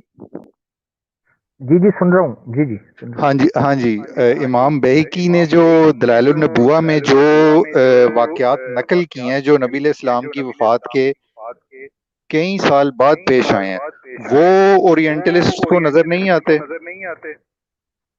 جو پورے ہوئے ہیں اس میں میں. آپ کو جی یہاں جی جی میں میرے خیال سے آپ کا پوائنٹ آ چکا ہے. میں کوشش نہیں, کروں گا میں میں اس ابھی چیز کے تھوڑا اوپر سا بات اور کروں. کہنا چاہ رہا ہوں. جی جی آپ اس کو کوشش کریں موضوع سے ریلیٹڈ رہے. جی جی ٹھیک. جی جی کر لیں, اچھا آپ اس, کنکلوڈ کریں. ہاں اچھا, میں بس کچھ سیکنڈ لوں گا مزید اور. اچھا, اس میں یہ ہے کہ جو اتنی بڑی پیشن گوئیاں جو نبی علیہ السلام کی سچ ثابت ہوئی ہیں, اس میں جو خاص طور پہ سب سے بڑی جو ہے وہ غزوہ بدر کے موقع پہ جو ایک بڑی مشہور حدیث ہے, جو نبی علیہ السلام نے ایک دن پہلے ہی بتا دیا تھا کہ کون کون سی جگہ پہ کس کس کافر کی لاش گرے گی. اس کے بعد کیسر کسریٰ کی فتح, یہ پیشن گوئی نبی علیہ السلام کے وفات کے کتنے سال بعد پوری ہوئی؟ میرا خیال ہے حضرت عمر کے دور میں یہ پوری ہوئی. ٹھیک ہو گیا. اس کے بعد جو غزوہ بدر کے موقع پہ ہی حضرت عباس رضی اللہ تعالیٰ عنہ گرفتار ہو گئے تھے. یہ مشہور حدیث ہے، یہ صحیح مسلم کی حدیث ہے. تو وہ فدیہ طلب کیا گیا تو حضرت عباس نے کہا میرے پاس تو کچھ بھی نہیں ہے. تو نبی علیہ السلام نے کہا وہ جو اپنی بیگم کے پاس گھر میں چھوڑ کے آئے ہو مال، اس کا کیا کرنا ہے؟ وہ لاؤ گھر سے مال اور فدیہ دے کے آزاد ہو. تو حضرت عباس فرمانے لگے خدا کی قسم میرے اور میری بیوی کے علاوہ یہ بات کسی کو نہیں پتا تھی، نبی علیہ السلام کو پتا تھی. تو یہ ان گنت حدیث ہیں. امام بیکی نے جو دندان شکن جواب دیا ہے نا دلائل النبوہ میں، اس کے بعد اورینٹلسٹ تو عامر بھائی منصف مزاج ہے ہی نہیں ہے، ٹھیک ان ہو کی گیا، آپ بات کا کو پوائنٹ آ سیریس گیا. لینے کا فائدہ ہی نہیں. جی آپ کا پوائنٹ آ گیا، انشاءاللہ ہمارے ساتھ جو جڑے رہیے. میں 2 پوائنٹ کے اوپر آپ کے حوالے سے بات کروں گا. سب سے پہلے یہ ہے کہ اورینٹلسٹ جو ہے وہ منصف مزاج نہیں ہے، اس میں کوئی شک نہیں ہے، مگر اسلامی جو تہذیب ہے یا اسلامی تاریخ ہے اس کے اوپر مستشرقین کی ایک چھاپ ہے بہت بڑی، بالخصوص جن لوگوں کا تعلق بر صغیر سے ہے. اس حوالے سے کیونکہ یہاں پر برطانوی استعمار تھا اور یہاں پر مستشرقین چونکہ جو برطانیہ ہے ان کے یہاں پر گماشتے اور گنڈے جو ہیں یہاں آ کر رہتے تھے، تو انہوں نے جو کتابیں لکھی اور جو اسلام کی شکل پیش کی اس کا ایک کافی اثر ہمارے ہاں آج بھی نظر آتا ہے، ہماری تاریخ کے اندر بھی آپ کو. اور حقیقت یہ ہے کہ انہی کتابوں کے حوالے دیتے ہوئے آپ کو ملحدین اور یہاں کا جو لبرل اور سیکولر لابی ہے وہ دکھائی دیتی ہے، انہی لوگوں کی حوالے دیتے ہوئے. میں نے مستشرقین کے حوالے اس لیے نہیں دیے کہ میں ان کو منصف مزاج مان رہا ہوں، میں نے اس لیے دیے ہیں کہ شاہد شاہد من اہلی قرآن کے اصول کے مطابق، اور عربی مقولہ ہے الفضل ما شاہدت به الاعداء، فضیلت وہ ہے کہ جو آپ کے دشمن گواہی دیں. دشمنوں نے گواہی دی، اب یہ آپس میں لڑ لیں، مستشرقین جو آپس میں لڑ لیں کون سچا کون جھوٹا. تو ویسے تو ہم نے جتنی نبی پاک صلی اللہ علیہ وسلم کی یہ جو مسدس حالی میں نے ساری پڑھی ہے، یہ بیسیکلی خلاصہ ہے اس ساری سیرت کا، جو کہ اگر میں اپنے الفاظ کے اندر بیان کرنا چاہتا ہوں تو بڑی لمبی بات ہوتی، میں نے اس لیے مختصر کی ہے. وہ ایک تو یہ چیز ہے. دوسری چیز یہ ہے کہ جو دلیل آپ پیش کرنا چاہ رہے ہیں وہ ملحدین اور مستشرقین مانتے نہیں ہیں، یہ یاد رکھیں. مستشرق اور ملحدین کو کوئی پرواہ نہیں ہے کہ نبی پاک صلی اللہ علیہ وسلم نے کیا پیشین گوئی کی ہوئی ہے. یہ پیشین گوئیوں کا تعلق ایمان کے ساتھ ہے. ایک ملحد اور مستشرق جو ہے وہ کہے گا مجھے کیا پتا بھائی بدر کے اندر ابو جہل وہاں گر کے مرا تھا کہ نہیں مرا تھا، مجھے کیا پتا، میں نے تو نہیں دیکھا. مجھے کیا پتا چاند 2 ٹکڑے ہوا تھا کہ نہیں ہوا تھا، میں نے تو نہیں دیکھا. تو نبی پاک صلی اللہ علیہ وسلم کی سیرت کا وہ پہلو جو جلی ہے، ہائی لائٹڈ ہے، کین ناٹ بی اگنورڈ، وہ پہلو جو ہے جن کو مستشرقین نے اپنی کتابوں کے اندر، اور میں نے ایک حوالہ دینا تھا بھی میں طوالت کی وجہ سے نہیں دے سکا، انسائکلوپیڈیا برٹانیکا کا. تو انسائکلوپیڈیا برٹانیکا جو ہے، جو ان کے تیار کردے انسائکلوپیڈیاز ہیں اور مستشرقین کی جو کتاب، ان میں سیرت کے وہ پہلو جو کہ ایک انسانی اعتبار سے جن کا جائزہ لیا گیا ہے. تو نبی پاک صلی اللہ علیہ وسلم کو جب یہ لوگ مجنون یا محبوط الحواس کہتے ہیں تو وہ ایک انسان کی کیٹیگری سے ان کو گرا رہے ہوتے ہیں. پیشین گوئیاں تو بہت بڑی لیول پر بات ہے نا جی، پیشین گوئیوں کا تعلق ایمان کے ساتھ، اس لیے ان کو ہم ریفرنس کے طور پر پیش نہیں کر سکتے. وہ مجھے اور آپ کو تو سمجھ آئیں گی، وہ کسی ملحد اور مستشرق کو سمجھ نہیں آئیں گی کہ جی حضرت عباس کے گھر میں کیا پڑا ہوا تھا. تو وہ ایک مستشرق ہے، وہ کہے گا بھائی میرا کیا لینا دینا، پڑھا تھا کہ نہیں پڑھا تھا، اور مجھے کیا پتا پڑھا بھی تھا کہ نہیں پڑھا تھا. ٹھیک ہے جی. یہ ایک بھائی جوائن کرنا چاہ رہے ہیں، آپ کی ڈیوائس ناٹ کنیکٹڈ ہے تو آپ دوبارہ جوائن کریں، اور اگر آپ سے وہ آپشن مانگ رہا ہے کیمرہ وغیرہ کی تو آپ اس کو آپشن دے کے بند کر دیں، بے شک اس کو الاؤ کر دیں، اس کو ایک بار الاؤ کرنا پڑے گا. ٹھیک ہے جی، ایک بار اس کو الاؤ کر دیں، اس کے بعد آپ جوائن کریں. میں آپ کو کال پر نہیں لے سکتا کیونکہ ڈیوائس ناٹ کنیکٹڈ ہے. تو لنک میں نے دوبارہ دے دیا ہوا ہے. تو اس حوالے سے توجہ کرنی چاہیے کہ مستشرقین کو جب آپ بات کر رہے ہیں تو ان کو نبی پاک صلی اللہ علیہ وسلم نے ایک عام انسان کی طرح جو زندگی گزار کر کامیاب زندگی گزار کر دکھائی ہے اس کا حوالہ دیں، ایک سچے انسان کی طرح، ایک سادے قومی. لیکن نبی پاک صلی اللہ علیہ وسلم نے بھی میرے پیارے بھائی جو سوال کر رہے تھے توجہ کیجیے گا کہ نبی پاک صلی اللہ علیہ وآلہ وسلم نے بھی مشرکین مکہ کو جب دعوت دیا تو یہ نہیں کہا دیکھو میں بتا دیتا ہوں کہ تمہارے گھر میں کیا پڑا ہوا ہے. ابو جہل بھی ایمان لے آتا, ابو لہب بھی لے آتا. آپ نے ان کو حضرت عباس کو جو بتایا ہے تو مشرکین مکہ کو بھی بتا دیتے. تبلیغ کا یہ طریقہ نہیں تھا, اور کسی غیر مسلم کو اور غیر مومن کو دین اسلام کی طرف لانے کا تبلیغ کا یہ طریقہ نہیں ہے. تو نبی پاک صلی اللہ علیہ وسلم نے کیا کہا فقد لبثت فیکم عمرہ, میں نے تم میں ایک عمر گزاری ہے. کبھی دیکھا میں نے جھوٹ بولا ہو, کبھی دیکھا میں نے کوئی غلط کاری کی ہو, کبھی دیکھا میں نے کسی کو دھوکہ دیا ہو, کسی کا مال لوٹا ہو, کسی کے ساتھ زیادتی کی ہو, کسی فحش اور اوریانی کے اندر مبتلا ہوا ہوں. تو نبی پاک صلی اللہ علیہ وسلم نے اپنی ذاتی اس زندگی کو پیش کیا جو ایک انسانی بشری زندگی ہو سکتی ہے, کیونکہ ایک عام انسان کو اپیل اور اٹریکٹ کرنا مقصد تھا. تو جو پیشین گوئیاں ان کا تعلق ایمان کے ساتھ ہے, تو اس طرف ذرا توجہ کیجیے, میں نے اس لیے بات کی تھی. بہت شکریہ اس والے سے. نہیں جی, اور کوئی بھائی جوائن کرنا چاہتا ہے, وگرنہ ہم 5 سے 10 منٹ کے اندر انشاءاللہ کمنٹ کے اندر کو کرنا چاہتا ہے. One of the sign of our prophet Muhammad being the messenger of God that he said when the Dajjal will come outside Medina he will say look at the white palace of Ahmad. I got good news and I saw.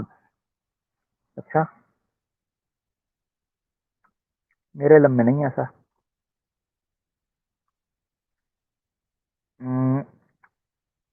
محمد علی ملک صاحب کہہ رہے ہیں جی this is the topic can't have no questions just the love and respect for the personality peace be upon him صلی اللہ علیہ وسلم. No doubt.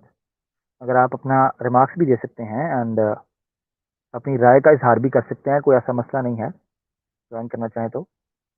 مصور بٹ صاحب نے دوبارہ ہمیں جوائن کیا ہے جی. مصور بھائی جی عامر بھائی بہت شکریہ, میں بس کچھ سیکنڈ لوں گا.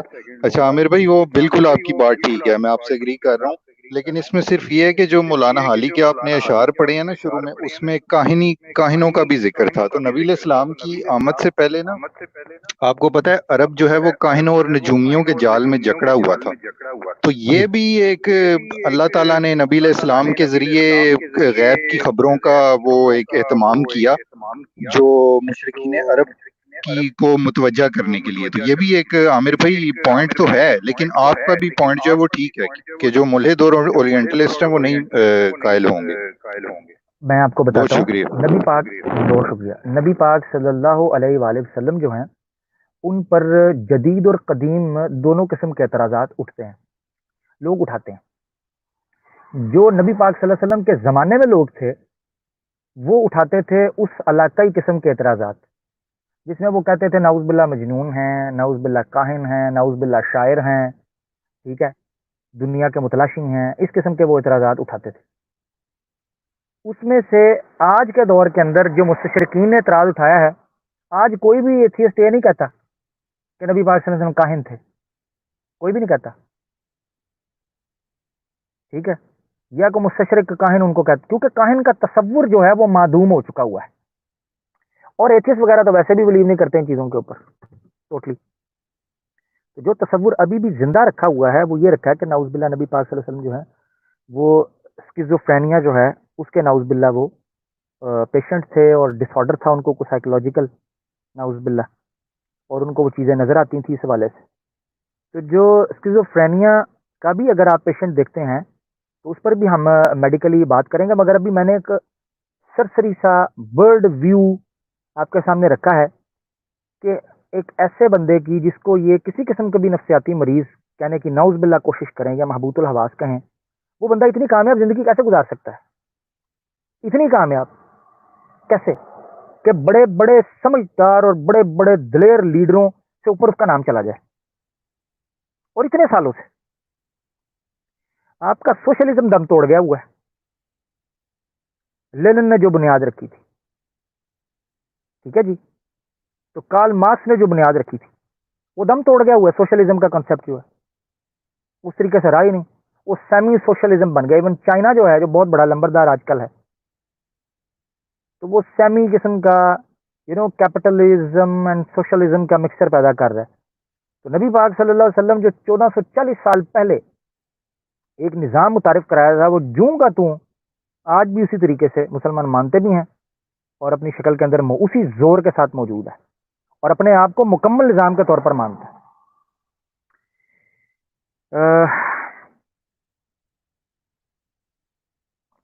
کسی یہ لکھا ہے جی کسی انگریز یا گورے کی محمد صلی اللہ علیہ وسلم کی ذات اقدس پر لکھی انگلش میں کتاب کا نام بتائیں جو آقا نامدار کے فیور یا سیرت پر لکھی گئی ہو، ایک بچے کو پڑھانی ہے۔ انگریز گورے کی میں نے کتاب کا حوالہ دیا تھا بھیا، جان ڈیون پورٹ کا، an apology for Muhammad and the Quran, یہ آپ پڑھ سکتے ہیں۔ تو یہ آپ دیکھ سکتے ہیں، جان ڈیون پورٹ کی کتاب ہے an apology for Muhammad and the Quran. اس میں نبی پاک صلی اللہ علیہ وسلم پر جو کبھی قسم کے الزامات یا اعتراضات کھڑے کیے جاتے ہیں ان کا انہوں نے جواب دینے کی کوشش کی ہے۔ اس کے علاوہ میرے خیال سے سر تھامس آرنلڈ ہیں اور کینن آرنلڈ بھی ہیں، کیرن آرنلڈ بھی ہیں ایک، انہوں نے بھی کتاب لکھی ہے Muslim and the preaching, sorry Muhammad and the Muhammadism. تو Muhammad and Muhammadism Karen Arnold کی غالباً کتاب ہے، if I am not wrong, تو آپ سرچ کر سکتے ہیں، کیرن آرنلڈ لکھیں گے تو ان کی کتاب آ جائے گی، محمد اینڈ محمدزم لکھیں گے، انہوں نے بھی اس پر بات کی ہے۔ اینڈ اسی طریقے سے سر تھامس آرنلڈ کی غالباً کتاب ہے اسلام اینڈ دا پریچنگ، یہ کتاب ہے، یہ بھی انگلش کے اندر ہے۔ اس میں انہوں نے نبی پاک صلی اللہ علیہ وسلم کے بعد خلفاء تک کا بھی زمانہ اسلام کا بیان کیا ہے، اور یہ وہ کتابیں ہیں کہ جو اورینٹلسٹ کی بیس ہیں، اور جتنے مستشرقین ہیں ان کتابوں کے اوپر بیس کرتے ہیں، ان کے ریفرنسز دیے جاتے ہیں۔ ڈاکٹر طاہر القادری صاحب نے ایک سیریز شروع کی ہوئی ہے، گو کہ میں کسی فرقے سے تعلق نہیں رکھتا، مگر ڈاکٹر طاہر القادری صاحب نے بڑا اچھا کام کیا اس حوالے سے، تو ان کو بھی دیکھنا چاہیے۔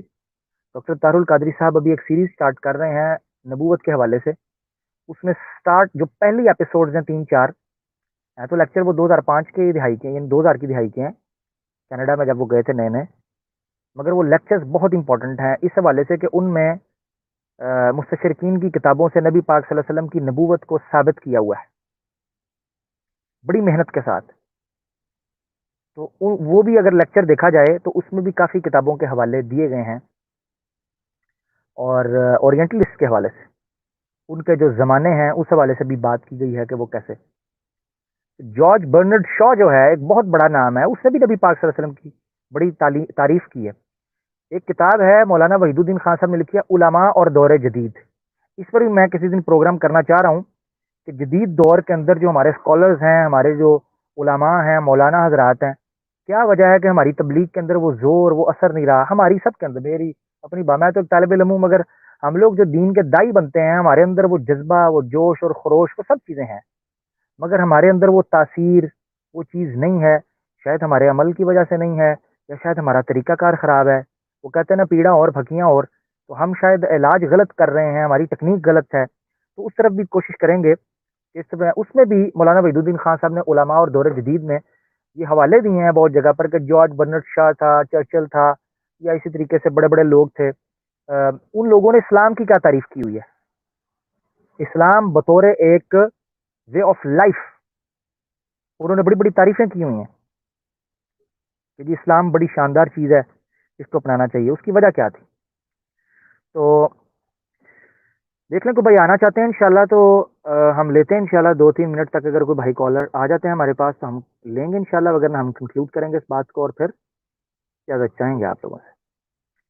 نہیں جی مصطفیٰ بٹ صاحب نے ہمیں پھر جوائن کیا ہے، ان سے ہم پوچھتے ہیں۔ جی مصطفیٰ بھائی۔ جی ایک دفعہ پھر السلام علیکم عامر بھائی، میں صرف ایک چھوٹی سی بات میرے ذہن میں آئی تھی، میں نے کہا میں عامر بھائی کے ساتھ شیئر کر لوں، میں بس چھوٹی سی بات کر کے بند کر دوں گا۔ اس میں یہ ہے کہ جو میجورٹی آف اورینٹلسٹ تھے نا، یہ زیادہ تر تھے سوشلسٹ ہی۔ یہ آپ نے سوشلزم کا ذکر کیا تو میرے ذہن میں آیا، آپ کو پتہ ہے عامر بھائی سوشلزم کی بنیاد ہی ایتھیزم پہ ہے۔ اب کارل مارکس کا ایک بڑا مشہور جملہ ہے کہ religion is the opium of the people, کہ مذہب جو ہے وہ ایک اوپیم کا کیا اردو ہوگی، کہ مذہب جو ہے وہ ایک افیم کی طرح ہے۔ یہ کارل مارکس جو بانی ہے ان سرخوں کا، سوشلسٹ کا، اس کا یہ بڑا مشہور جملہ ہے۔ تو اس کو مارکسسٹ ریئلزم بھی کہا جاتا تھا. تو یہ زیادہ تر تھے یہ سوشلسٹ ہی. تو ان کا مسئلہ یہ بھی کہا جا سکتا ہے عامر بھائی کہ نہیں کہ ان کا مسئلہ نبی علیہ السلام کی ذات نہیں، ان کا مسئلہ خدا کی ذات تھی. تو ظاہر ہے نبی علیہ السلام پہ تنقید تو کرنی تھی انہوں نے. بہت شکریہ. میں نا اس کی جی بہت شکریہ، بڑی اچھی طرف توجہ دلائی ہے. ویری گڈ ویری گڈ، بڑی اچھی طرف توجہ دلائی ہے. بیسیکلی جو اورینٹلسٹ ہیں انہوں نے سب سے وہ اورینٹلسٹ جو تھے یہ بیسیکلی وہ لوگ تھے جو یورپ میں اسلام نے جو اپنے کارنامے دکھائے تھے نا اس سے تنگ آ گئے تھے، کیونکہ یہ لوگ پسے ہوئے تھے چرچ کے. تو دودھ کا جلا جو ہے وہ چھاچھ بھی پھونک پھونک کر پیتا ہے. تو جس کو سانپ نے ڈسا ہو تو وہ تو رسی کو بھی دیکھ کے بھاگ جاتا ہے. تو یورپ میں جو اچھا یورپ کے جو لوگ تھے وہ طویل عرصے تک چرچ کی استبداد اور جبر کے نیچے تڑپتے رہے تھے. اس تڑپ میں اور اس پریشانی میں اور اضطراب میں جو سائیکی نے جنم لیا، جو ان کی نسل در نسل جو ایک تذبذب پیدا ہوا، وہ یہ تھا کہ جتنا بھی جو بھی مذہب لے کے جہاں جتنے بھی خدا کے تصور ہے نا وہ سب جبر پر مبنی ہے. یعنی یہ ان کی نفسیات بن گئی تھی. تو اس سے جو تعلیم یافتہ طبقہ پیدا ہوا، جیسا کہ آپ کو پاکستان میں نظر آ رہا ہے یا ہندوستان میں نظر آ رہا ہے یا جدید طبقہ دنیا کے اندر نظر آ رہا ہے، وہ بیسیکلی مذہب بیزار ہو چکا ہوا ہے. اس کی وجہ مذہب نہیں ہے، اس کی وجہ مذہب میں موجود شدت پسند طبقہ ہے. تو جو شدت پسند طبقہ ہے اس نے مذہب کی وہ تصویر پیش کی ہے کہ جدید تعلیم یافتہ جو ذہن ہے نا وہ مذہب بیزار ہو گیا. جب وہ مذہب بیزار ہوا ہے تو سب سے بڑی رکاوٹ جو ان کو اپنے مشن کے اندر نظر آتا ہے وہ انبیاء کی ذات ہے. وہ انبیاء پر تنقید نہیں کرتے ہیں. انہوں نے عیسیٰ علیہ السلام کے بارے میں بھی یہی کیا. تو جب نبی پاک صلی اللہ علیہ وسلم کی ذات زیر بحث آئی یورپ کے اندر تو انہوں نے نبی پاک صلی اللہ علیہ وسلم کے اوپر بھی الزامات لگائے. اور یہی الزامات جو ہیں یہ پھر ہے. اور جن کو آپ کہہ رہے ہیں کارل مارکس جو ہے بیسیکلی یہ ٹپیکلی مٹیریلسٹ ہے، مادہ پرست. اور انہوں نے ہی پھر ڈارونزم کو بھی پھیلایا. حقیقت یہ ہے. تو ڈارونزم اور سوشلزم جب یورپ کے اندر ملا ہے فرانس وغیرہ کے بعد، اور جناب مزدوروں نے جب جو ہے ایک ریولوشن برپا کیا ہے، تو یہ جب آپس میں ملے ہیں نا تو ان کا چون چون کا مربع بن گیا. تو انہوں نے ایک ٹرم، یہ جو کارل مارکس تھا اس کا جو سارا فلسفہ ہے وہ ڈائلیکٹیکل مٹیریلزم پر ہے، جدلیاتی مادیت. تو ڈائلیکٹل مٹیریلزم جو ہے وہ بیسیکلی دہریت کو جنم دیتا ہے. یعنی قوموں میں بال جبر کچھ احوال آ جاتے ہیں، کچھ طریقہ کار آتے ہیں، اور اس کے بعد وہ پھر اسی ڈگر پر چلتے ہیں. ہر قوم اس پر چلتی ہے. یعنی ہر قوم کے اوپر ایک وقت آتا ہے جب وہ کیپٹلسٹ ہوتے ہیں، پھر وہ مجبوراً سوشلسٹ ہو جاتے ہیں، پھر وہ آئیڈیل ایک اسٹیٹ بن جاتے ہیں کہ ہر انسان کو برابری کی سطح کے اوپر مل رہا ہے. حالانکہ دنیا کے اندر کبھی بھی ایسا ہوا نہیں ہے، نہ ہو سکتا ہے. تو وہ پھر خالص مادی سماج انہوں نے جنم دیا. اور خالص مادی سماج کا نتیجہ یہ ہوا کہ اس سے روحانیت جاتی رہی. روحانیت جاتی رہی تو خدا خوفی جاتی رہی، خدا ترسی جاتی رہی، انسانیت دم توڑ گئی. اور اس کے بعد پھر اس کی لاٹھی اس کی بھینس والا حساب ہو گیا. وہ جی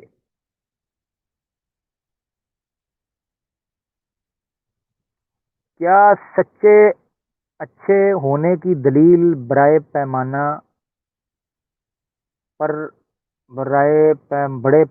ہاں کیا سچے اچھے ہونے کی دلیل بڑے پیمانے پر تحریک کا کامیاب ہونا ہے یا کچھ اور بھی ہے؟ نہیں نہیں، تحریک کے کامیاب ہونا یہ سچے اور اچھے ہونے کی دلیل نہیں ہے. تحریک کا کامیاب ہونا کسی انسان کا اپنے اصول اور نظریے پر ڈٹے رہنا بجائے اس کے کہ پوری دنیا اس کی مخالفت ہے، یہ اس کے بڑے ہونے کی اور سچے ہونے کی نشانی ہے. یعنی اپنے اصول پر ڈٹنا، جس چیز کو وہ ٹھیک سمجھتا ہے یا اپنے نظریے پر قائم رہنا، یہ اس کے کامیاب ہونے کی اور سچے ہونے کی نشانی ہے. باقی دیکھیں کوئی بھی نظریہ ہو، کوئی بھی آپ یہ سمجھیں کہ آئیڈیالوجی ہو، اس کا ایک زمانہ ہوتا ہے. وہ اپنے اس زمانے کے بعد وہ دم توڑ دیتی ہے. قرآن نے بھی اس چیز کو بیان کیا ہے. اور جو ماہر عمرانیات تھے ابن خلدون نے اپنے مقدمہ کے اندر لکھا ہے، المقدمہ، جو ان کی تاریخ کا سٹارٹ میں مقدمہ ہے، اس مقدمہ میں وہ لکھتے ہیں کہ کوئی بھی قوم ہو یا کوئی بھی نظریہ ہو، اس کی ایک عمر ہوتی ہے، جیسے انسانوں کی عمر ہوتی ہے نا، اپنی عمر کو پہنچ کے وہ مر جاتے ہیں، مختلف عمریں ہوتی ہیں، کسی کی چھوٹی، کسی کی زیادہ، کسی کی تھوڑی. اسی طریقے سے جو آئیڈیالوجیز ہوتی ہیں ان کی بھی عمریں ہوتی ہیں. تو اب دیکھنا یہ ہے کہ اسلام کی عمر کتنی ہے. یقیناً اگر قرآن اور حدیث کا اور قرآن کے مزاج، اسلام کے مزاج کا مطالعہ کیا جائے تو یہ لمبی عمر ہے، اس کی ایک لمبی عمر ہے، کیونکہ یہ رہتی دنیا تک رہنے کے لیے ہے. الاسلام یعلو ولا یعلا علیہ، نبی پاک صلی اللہ علیہ وسلم کی حدیث ہے کہ اسلام رہنے کے لیے ہے. اچھا، محمد پیس بھی پاؤں صلی اللہ علیہ وسلم کے سچے ہونے کا معیار قرآن بھی تو ہے. جی آج کے زمانے میں سب سے بہترین معیار نبی پاک صلی اللہ علیہ وسلم کے سچا ہونے کا قرآن ہے، اس کے علاوہ اور کوئی معیار نہیں ہے. اگر آج کے زمانے میں آپ نے دیکھنا ہے تو نبی پاک صلی اللہ علیہ وآلہ وسلم کی صداقت کا جو سب سے بڑا معیار ہے وہ قرآن ہے. آپ کے سامنے یہی ہے. اب نبی پاک صلی اللہ علیہ وسلم دنیا سے پردہ فرما چکے ہیں، ان کے ساتھ جا چکے ہیں، ہماری اتنی حیثیت نہیں ہے کہ ہم یہ کہیں بھائی ہمیں دیکھو ہم سچے ہیں، ٹھیک ہے نا جی. تو اب تو قرآن ہی باقی ہے، تو قرآن کے ذریعے ہم دیکھ سکتے ہیں. بہت شکریہ. یہیں اسی بات کے اوپر، اسی سوال کے اوپر میں اپنی اس گفتگو کا اختتام کرتا ہوں. بہت شکریہ، جزاک اللہ جن لوگوں نے ہمیں جوائن کیا. اللہ ہم سب کو ہماری جو آج کی محفل ہے اسے سیکھنے کی، سمجھنے کی، عمل کرنے کی توفیق عطا فرمائے. ہمارے دلوں کو دین اسلام پر راسخ اور پختہ فرمائے. حق بات سمجھنے کی اور اس پر عمل کرنے کی توفیق عطا فرمائے، اور باطل کو باطل کہہ کر باطل سے ٹکرا جانے کی اور اس کو پاش پاش کرنے کی توفیق عطا فرمائے. آمین ثم آمین. وما علینا الا البلاغ. جزاک اللہ. انشاءاللہ پھر کسی نئے موضوع کے ساتھ زندگی رہی تو آپ کے سامنے حاضر خدمت ہو جائیں گے. بہت شکریہ، اپنا خیال رکھیے گا. فی امان اللہ. اللہ حافظ.